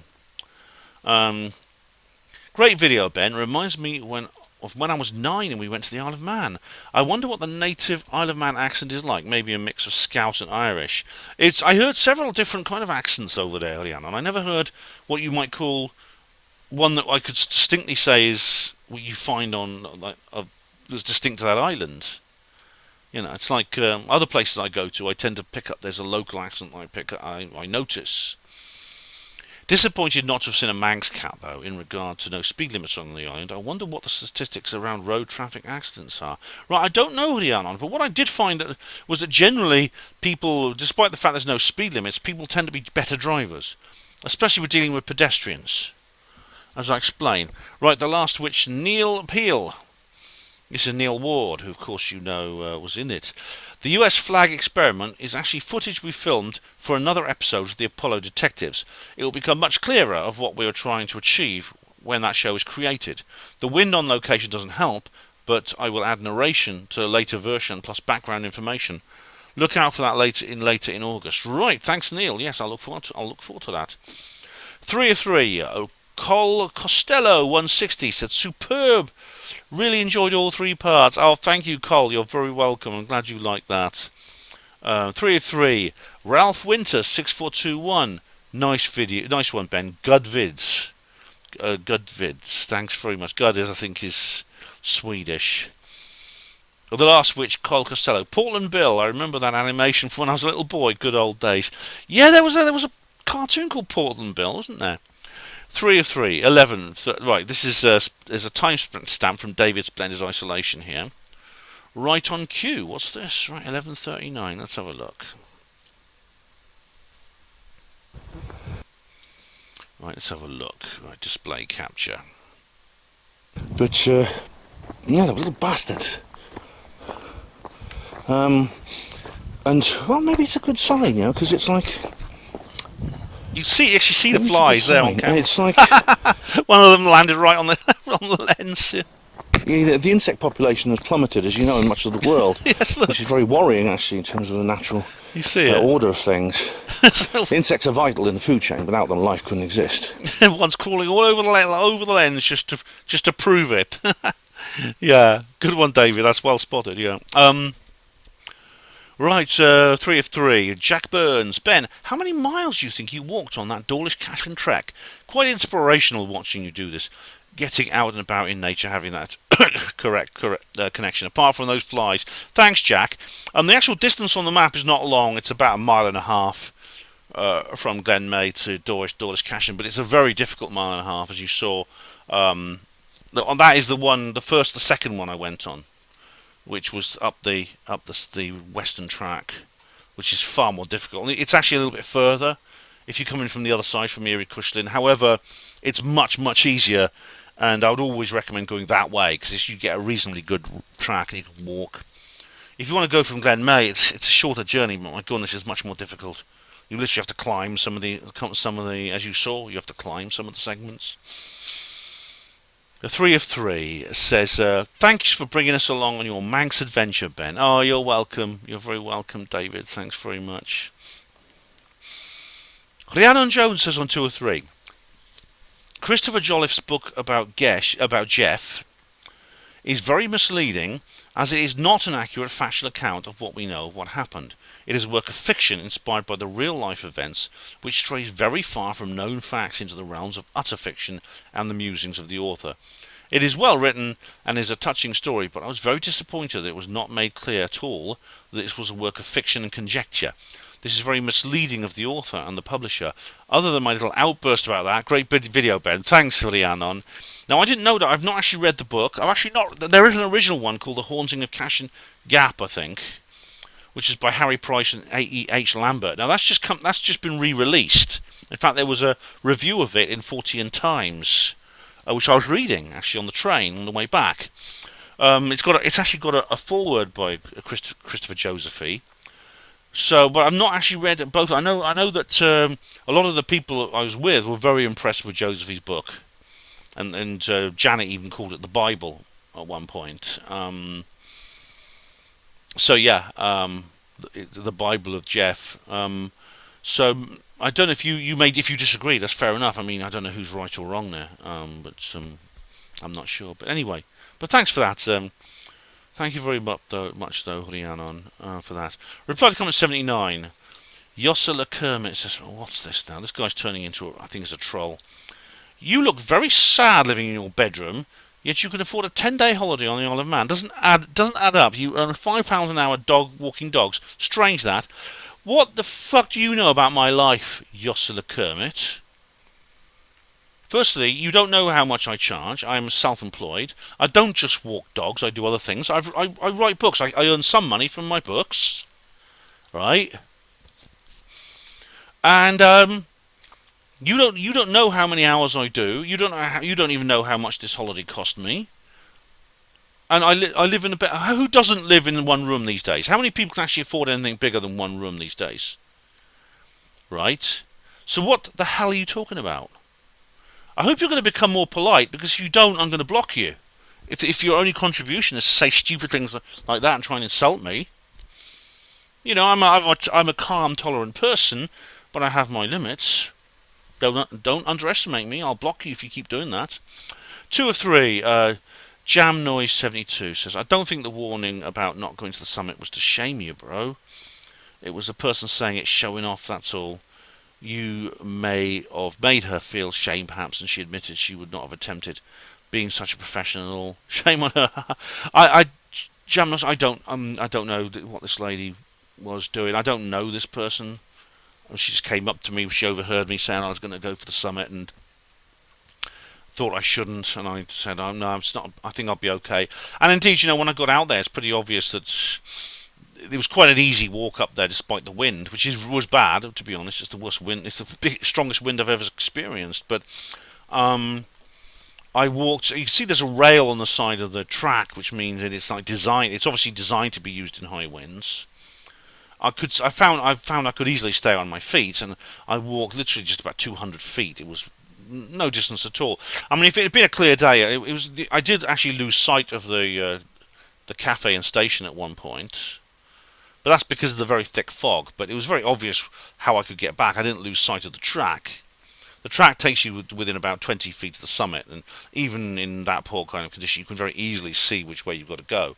I wasn't the only one out there. You sure there was another guy out there too. So, yeah. But I mean, like I said, I don't think this person meant any harm. I think this person sensed I was the kind of guy she could. It was appropriate socially to speak to like that, and as I explained, I don't think I don't think there's any insult intended there, even though there was an insult. It's like social programming. That's what people do, as I explained. And indeed, if you know, if you watched my video, I think it was humiliation, a reply to Stefan Molyneux, or nice guys, a reply to Stefan Molyneux, or there was another one where my letter from Eric. It was a video I made. I made 2 videos about it actually, where I got a letter from this guy, this young chap. I think he's a teenager called Eric. Or at least that's what I called him. Anyway, 2 or 3. You said this person did not know you, Brosis. So how can they be judging you on your social status then? Sounds a bit paranoid. Chill. Hashtag chill. Yeah, well, let's. I explain more detail in those videos I mentioned, but I don't try to disguise my beta nature. I'm at ease with it, and I don't cover it up. I feel quite kind of comfortable with it, and I don't really mind if people know it. As a result, people work it out quite quickly. That's the downside, and then you get these kinds of this kind of treatment from some people. But as I said, in a sense, that's kind of my decision to put myself out like that. Mongoose Man Part 1 of 3. Worm 1701. Worm WYRM. Yes. Right. Oh, right. And this is This is someone I've had some comments from people I've not heard of before. Anyway, Worm says, speaking as someone who has driven on the Isle of Man, the motorbikes aren't really a problem. The roads are the real enemy over there. Mountain roads aren't all that nasty, but there's a marked absence of Armco barriers on them. That's true, yeah. Stuff up on one of those and you get flying lessons off a cliff. I noticed there's on the roads to Port Erin, you may have noticed this, we're going down the west coast from Peel to Port Erin. That road, it's a bit precarious. Just at one point, that time you go around that very steep bit, it's a lovely view. But I'll tell you what, you got to make sure you're driving in a straight direction. Yeah. Stuff up one of those and you get flying lessons off a cliff. Get onto the smaller roads and you come across the ubiquitous hedge banks, basically earth-bonded stone walls. Yeah, there's loads of those everywhere. You see them on the up near Dawlish Cashen. The roads are twisty, bumpy, hilly, and basically a complete and utter sod to drive on, because you have literally no safety margin on them. Yeah, maybe that's why people are more careful, Worm, because than they are on the mainland. The island, apart from that, has a couple of castles. One used continuously throughout history, ending up as a prison. The other ended up as coastal defences. Apart from that, the place has the usual small forts on it from the past, but has otherwise not really been big enough to need a castle to control the citizenry.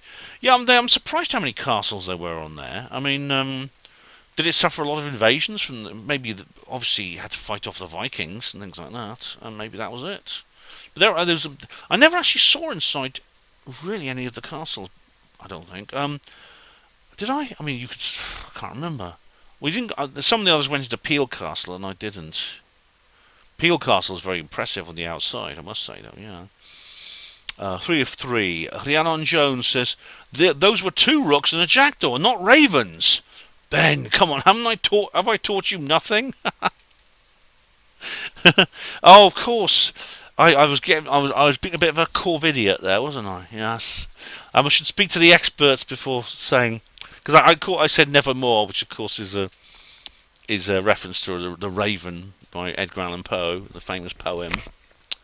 But yeah, I tend to do that as habit, even though to rooks, though, generally. I didn't know they were rooks. I didn't think they might be ravens. Either way, they had their beady eyes on the rubbish bag outside that little kiosk. The last witch says, Hugo Rune says, any number multiplied by infinity is 0. Baffled. I don't know what that reference is to, Hugo, in the film, but just let me know. Yeah.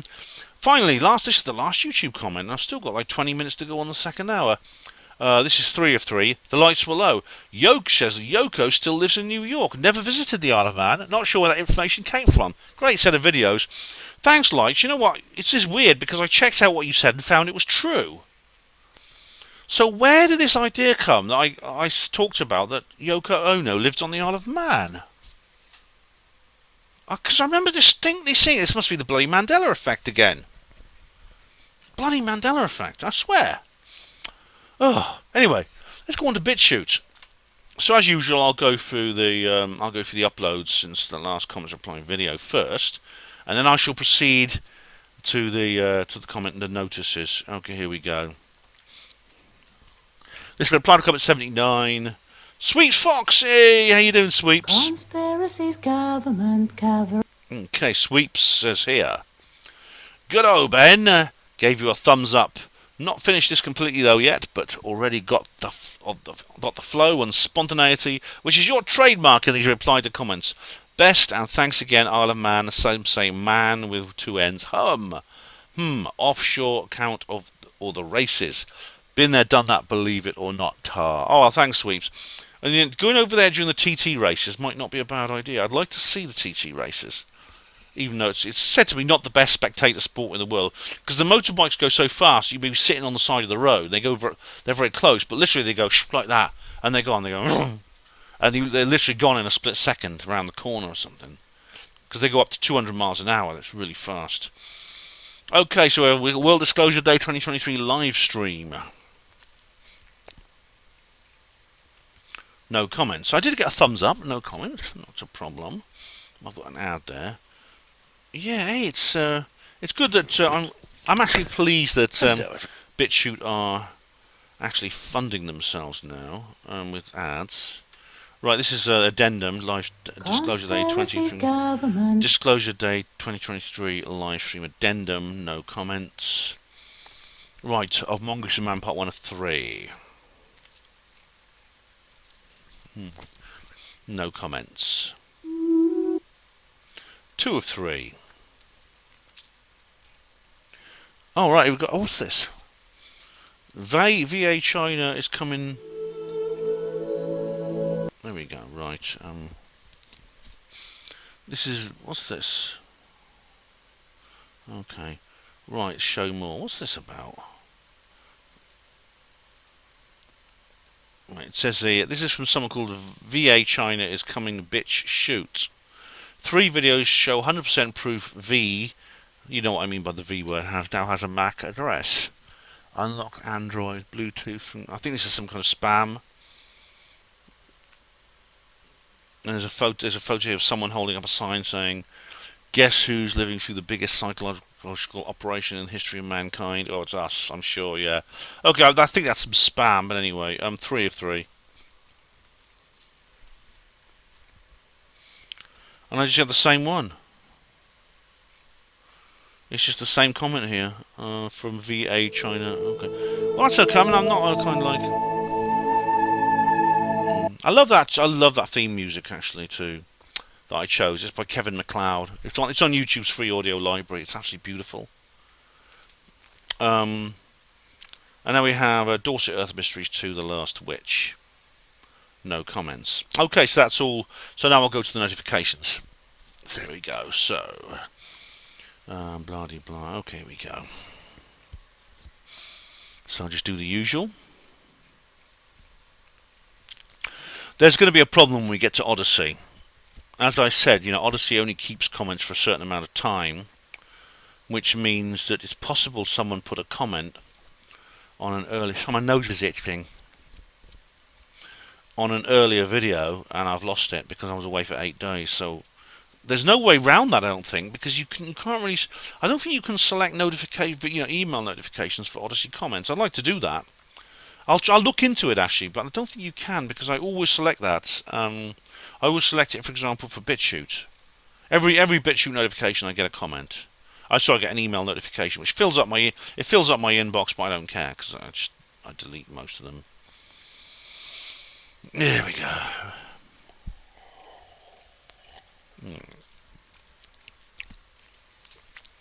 Feel free to talk about yourself. Oh, right. Stefan Molyneux has uploaded something called The Truth About Mysticism. I'm going to have to do a reply video to Molly again. That won't be for a while because I've got the Glastonbury Symposium to get through and all this disclosure stuff. So, but I'm going to have to do another video to... I'm going to have to do another video reply to Stefan Molyneux. Oh, new comment reply. This is Andrew Tate update. Wireless. What's this? It's from the strictest. What is this? Andrew Tate update? Oh, yes, right. This is actually... Oh, right, I know what this is. This is the Trevor Murray... This is actually the video version. It's not on my channel. It's on Social Dilemma, the YouTube channel, which is Trevor Murray's YouTube channel. And this is someone saying, what is a wormhole and how does it operate? You have to say... you have to check... I say you have to check out Einstein... Einstein and Rosen's paper to know. I'm not going to... This guy can look it up. Einstein and Rosen. I don't know what Rosen's first name was, but he was a physicist who worked with Einstein. Somebody Rosen. That's it, I think. Oh, we have current conspiracy. There's some... Alright, I think this is Invasion Planet Earth. I think this is... I'm just curious, this is not part of this comments reply thing, but it's just this. I just spotted this in Trevor's... This looks quite interesting. I might... You're listening to Razorlight. Yeah, I might actually keep that and watch it later, but that looks interesting. Okay, so back to notifications. As for this, right, that's a video on Trevor's channel.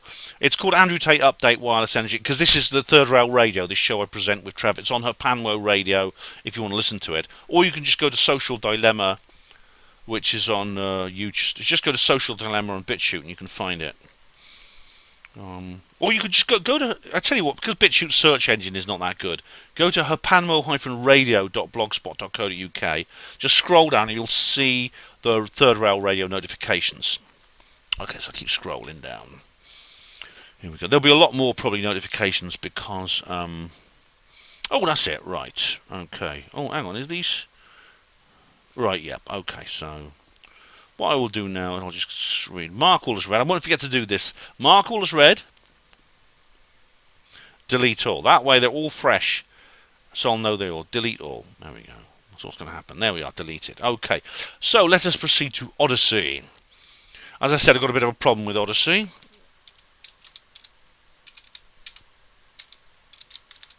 Okay.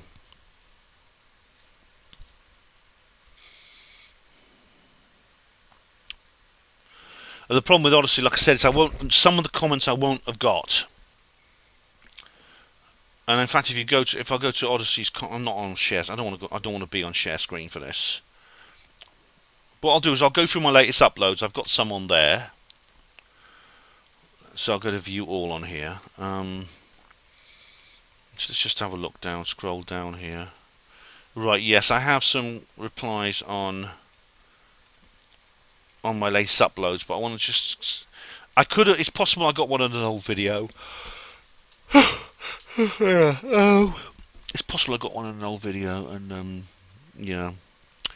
But I don't know, you see. This is why I'm going to check my settings, but I don't think it's actually possible to get email notifications. What does it say? All. What do I do there? If I put comments, what happens? Oh, oh, right. If I'll just show you this bit. No, I won't show it to you because it's got private stuff here. If I select, if you go to your BitChute notifications and you have this ability to select things, you'll see the box on the right. And it gives you the ability to select all others, followers, comments, replies, and new content. If I click comments, I get older ones as well. Right, that's interesting to know. Including really old ones. Okay, well that is useful to know. It means I can just I can go here. Right. Okay. So or you can't. Can you read them all? What can you do if I click them like that? What happens? Okay, it just takes you to the video. So I'm on Mongoose. This is Mongoose and Man Part 2 of 3. Right, and I've got one comment here, and it's from Ivan Kozhedie. As I said, I was learning Russian last year. I've stopped learning Russian for a while, but I think I should get back to it.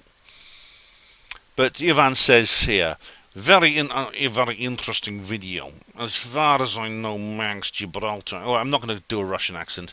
Very interesting video. As far as I know, Manx, Gibraltar, etc. coins are physically identical to UK coins, size, metal, shape, etc., but have different designs stamped on them. Although businesses in the UK are not obliged to take them, it is unlikely that a cashier would notice and reject them. Like the old Irish coins, a vending machine or self-checkout would accept them 100%, although you shouldn't use self-checkouts. Businesses are also not obliged to take Scottish notes in England, Wales or Northern Ireland, but in Northern England and Northern Ireland I've used them many times and have never been turned down. Never tried in Wales or the south of England. There are 8 sets of notes in the UK, and then more including Gibraltar, Isle of Man, etc. I know they technically have separate currencies, it's so wasteful. Right, yeah, now they are, funny enough, the coins are physically identical. They have different designs on them, but they're the same shape. The 20p's, 5p's, 50p's, etc. So probably you could get away with using them in a vending machine or self-checkout, although they're all cashless now, aren't they? You may be able to get away with passing them over to some cashier or a human cashier. However, they are not legal tender in the UK. Manx money is not, and if they probably wouldn't notice, and I wouldn't want to get them into trouble by trying actually, because they probably would get into trouble because probably their boss would have a go at them and say, "What's this? What's this?" You know, and they'd probably have a go at them. So I wouldn't try it because I wouldn't want to get a person into trouble. But if I found a vending machine that still took coins, I would try some Manx money in there, and it would probably work actually. Although technically it wouldn't be. Technically it wouldn't be correct. It would be, I suppose, theft of a kind. Although, you know, it's weird though, because I know that the money I'd given, even though it's not legal tender, is worth exactly the same. Because the Manx pound is always at parity with sterling, even though it's a different currency. That's part. I think if it wasn't for that, probably the Manx government would not allow you to spend sterling on the Isle of Man. It seems unfair actually that you can spend sterling on the Isle of Man, but you can't spend Manx money in the UK. Now, as far as businesses are not obliged to take Scottish notes in England, Wales or Northern Ireland. Now, I don't know if that's true actually, because as you say, I've used them many times and never been turned down. Me neither. I don't know. Are they really not obliged? Because I mean, maybe they're not. I mean, let's face it, Ivan. These days, they're not obliged to take any notes of any kind in many places all over the UK because of damn cashlessness. So it could be they could just say, well, we don't accept these notes, and that's our choice. Because you can hand them over like legal tender, UK legal tender, and they say, sorry, we don't accept these notes because we don't accept cash. So probably there probably is no obligation to accept any physical money at all, which is, as you know, I find very annoying and worrying. However, the Scottish notes they're issued by a different bank. They're issued by the Royal Bank of Scotland rather than the Bank of England, but they are the same currency. They are UK sterling. The Manx money is not. It is a different currency. Though I still believe because I don't see why you can't spend it on the UK, but I don't know why that is. I don't know what currency Gibraltar uses. I'll have to check. Gibraltar's a lot smaller than the Isle of Man. It has a smaller population. Maybe it just uses the same money. I'm not sure. Oh, we'll look it up, shall we? I'm curious. Let's just look it up while I've got this browser. Okay, Gibraltar currency. Gibraltar currency. There we go. Right, the pound. Right, here we go. Oh, there is actually a Gibraltar pound. Okay, here we go. It says here the pound sign is the currency of Gibraltar. It's pegged to and exchangeable with sterling at per value. Coins and banknotes of the Gibraltar pound are issued by the government of Gibraltar. Okay, so it sounds like the Gibraltar does have some money. It does have its own currency, but it is, as you say, pegged to and exchangeable with sterling at per value. So it sounds like that's very similar to the Manx pound. I see what you mean, but it does have its own. It has its own coins and it has its own notes. Right, you are. I see. Okay, that's interesting to know, isn't it? Because I believe Gibraltar is also a crown. Is Gibraltar a crown territory? Let's see. I did say that Gibraltar was a crown territory. Like, let's have a look. Gibraltar. Right. There used to be something called the Gibraltar Real, which was the currency of Gibraltar until 1825. Right. Gibraltar. Oh no, it's a British overseas territory. Right. That's interesting to know. It is a British overseas territory, not a crown territory. Right. That's interesting. Right. So it's not the same as the Isle of Man. Okay. Anyway, let's go to my. Let's go back. Should we go to? I'm just going to go to. Back to. I might as well just go back to the comment notifications. Actually. So now we have Shelley of the Red. Hello, Shelley. How are you doing? Shelley of the Red. This is on. So it takes me to the. It takes me to Mongoose and Man Part 1 of 3. And Shelley says here, I'm at our own Washington, Vancouver, British Columbia ferries. Oh, sorry. At least twice a week. So that was especially cool seeing some Irish Sea ferries. Oh, thanks, Shelley. It's nice to hear from you again.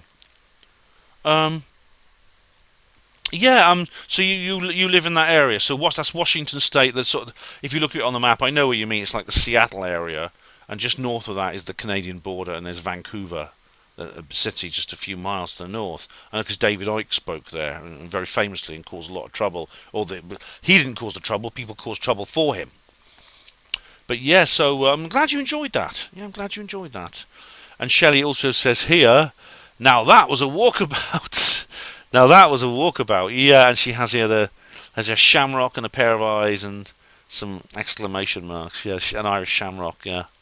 Of course, the Isle of Man is not Ireland, but there is a connection there in terms of culture. Ireland has influenced the Isle of Man because it's halfway between Britain and Ireland, yeah. Well, thanks, Shelley. Thanks very much. There's 2 comments by Shelley of the Red.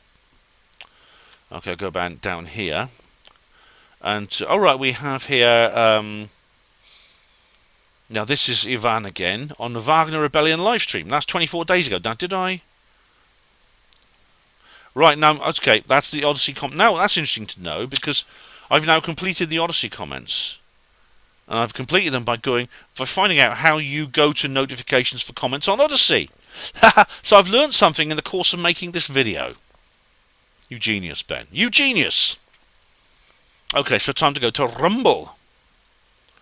Let us proceed to Rumble. Here we go.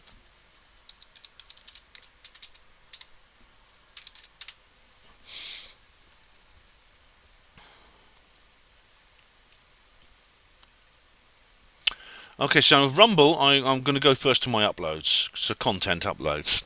I don't get many Rumble comments, so here we go. So it doesn't really bother me that much. And I'll go to notifications by email. So I'll start with, I'm not on share screen, no I'm not.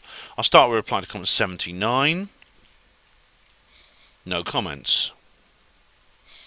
Disclosure date live stream addendum, which for some reason is before the original live stream. No comments. World Disclosure Day 2023 live stream. Oh, we have Witchfinder 666 here. They made a comment, but they deleted it. But I'm curious. I'm going to have a look on email just to see what that was, because I just want to know what they. Yeah, right. So of Mongoose and Man 2 of 3. Again, these are not in order for some reason. No comments. Of Mongoose and Man 1 of 3. No comments. Whoops. And now finally, of Mongoose and Man, part 3 of 3. No comments. Dorset Earth Mysteries 2, The Last Witch. No comments. That's Rumble done. Okay, so I'm going to go now to Rumble, comment on an email. Let's double check I'm not on. Yep, so here we go. Let's wait for the inbox to open. Alright, I'll just... funny enough, I've got the BitChute comments for my own for my own BitChute notifications from on email for the comments I've just posted on which I've just posted on BitChute. That's cool. That's cool. At least I know that they work, don't they? So I just delete all of them.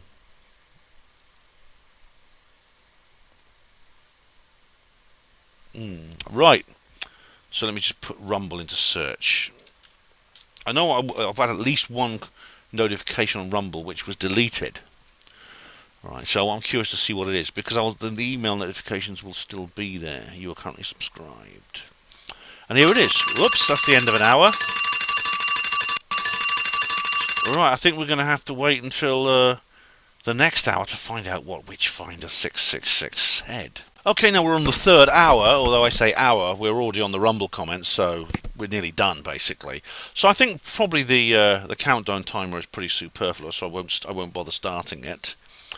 So we'll just go. So yeah, I've got one Rumble comment here, which was actually deleted, and it was on World Disclosure Day live 2023 live stream, and it was all right. So this was deleted. Now I have a feeling this was actually deleted by the app and not by the website and not by the user, because it has. I'm not actually going to read this out, but there's a hashtag here which I think is illegal. And it also said hashtag Elon is alive. I know Elon's alive, yes, it's obvious. And it says here, for my friend Ben, and there's a link to a it's a Google Drive link, and it says here, please watch, research and share all of the Google Drive links above. Alright, this is 666 Witchfinder. You have sent me videos before, and they're actually not illegal videos, they're just interesting videos. But the thing is, you've used a hashtag here which was going to get you into trouble. And will get Rumble into trouble, which is why they probably deleted it. I won't read it out, but it's something. It refers to a former U.S. president, and it's something that's probably against the law. So, right. So anyway, I'll check out the links, but obviously, you should have left that hash. If you left that hashtag out, the comment would still be there now. Let's just carry on down here. Currently subscribed, currently subscribed, currently subscribed, currently subscribed. I'm getting to it now. I think we're nearly through it now. This is now on the 9th of July, so we're nearly through it. I did to the beginning. I can't remember what date it was at the beginning of July. I did the last comments reply video, but once I get to those, I will stop, because currently subscribed. 2nd of July, nearly there. When I get to June, I'll stop, because I know that I did my last comments video early in July. So, alright, so we have here. Alright, I think this is. Alright, I know what this is. This is shadow banned by YouTube. Right, I think I've already covered this comment. I'll just double check. But I think I've already done this one. This was in late June. Yep, this was. Yep, showed 2 replies. And I actually, yep, I did a text comment. And I did a reply, and I did like a comments reply notification for the comments reply video. So that's all the Rumble comments done. So now all that remains is to go back to YouTube and check out the notifications for YouTube. So to do that's very easy. I just simply open a new browser, a YouTube browser, and I go to my notifications tab. And indeed, what do I have here? Let's have. I have 4 notifications, right? So I have here. Post-disclosure world. Okay, this is we have now some notifications for videos, and we have now just one video, just one comment here. This is 23 minutes ago. These are comments that have been posted while I've been making this video, and it says this is Ginskin Pivot, who says here the Churchill impression needs some work, but you totally nailed BB-8. What's BB-8? BB-8. Oh, what's that mean? Is that somebody else doing an impression of?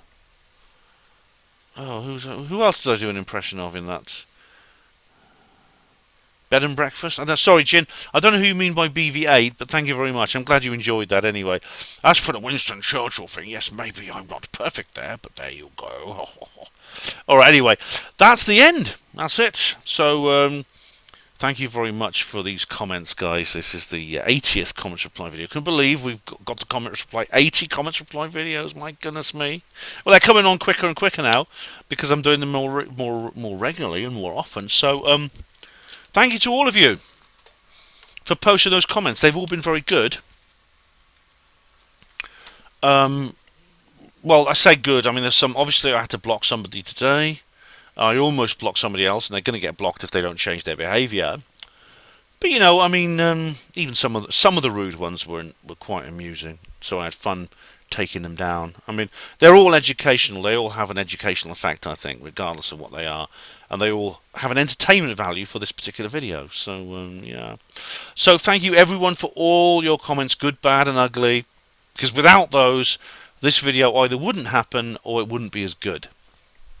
So there, that's right. So what's coming up next, Ben? I hear you ask. Right, well, as I explained at the beginning, I've done this video specially today, Saturday evening, so that I can. So if that's out of the way now, because I don't know what I'm going to be doing in the next few days. Because all I know is there's this disclosure hearing on Wednesday, which I will be covering. Now I don't know if I'm going to be in Oxford. I might be staying with friends before I go to the Glastonbury Symposium. If so, I'll do something. I'll do something before I go, and or maybe something on my laptop for you. I will be watching it. I hope you will watch it too. It's going to go live in the morning. That is Washington time, Eastern Standard Time in the morning. It doesn't say what time in the morning on Wednesday, which means sort of early to mid-afternoon UK time. So I should be finished work by then, so I will be watching it live, one way or another. I'll either be on the way to see my friends, or I'll be at home. Either way, I will be watching it, and I'll be covering that. Now, after that, I'm going to the Glastonbury Symposium, so you probably won't hear anything from me until I get back on Monday evening. But if there's major UFO news, I will report it if I can, and I will certainly report it when I get back. So if something big happens during the Glastonbury Symposium and you don't hear anything from me, don't worry, I'm on the case, but I won't be able to report on it until I get home. But I will report on it. I could even do more work on my laptop at the location, depending on the Wi-Fi connection. But anyway, yeah, that's I'm looking for. That's going to be good. That's something which it'll either be very, very good and interesting, or it'll be very, very disappointing.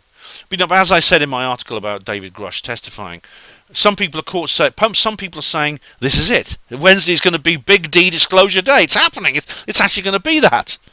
And others are saying it's going to be nothing. It's going to be another whitewash. It's going to be boring, just routine stuff, which will all be forgotten about. This is what Steve Mumbling's saying. Indeed, the skeptics are all saying this. The backslappers are all saying this. My guess is going to be neither. I think probably the way things are looking with Grush testifying and the other guys, Fravor and Graves testifying, it's going to be more interesting than the last few hearings we've had. It's going to be much more interesting. However, it won't be. I don't think it's going to be the disclosure moment. I think it's for that you're going to need more hearings. I think this is going to be the first, hopefully, of a series of hearings, which will lead to more. Judging by what Burchett and Luna and Gillibrand and others are saying, they intend to push this. They're not talking about this the same way Steve Mumbling is, which is, we'll just get rid of it. Yeah, it's all good. Just a couple of hours in front of the chairman in the Congress hearing room, and then that's the end of it. Well, the Congress people are not talking like that. So Steve Mumbling really needs to wonder if that's actually going to happen. So guys, thank you all of you for watching HPANWO TV. I know I've posted an awful lot for you to watch the last few days. I wouldn't normally do a comments reply video this soon after posting like these massively long videos over the last few days, but I need to get it out the way, and now I've got it out the way. So any more comments you post on that, I will address in the next comments reply video. Thank you all for watching HPANWO TV. I'll be back very soon.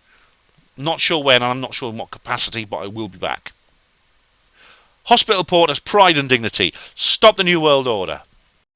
Conspiracies, government cover-ups, Earth mysteries, monster cryptids, psyops, saucers and black triangles, HPANWO.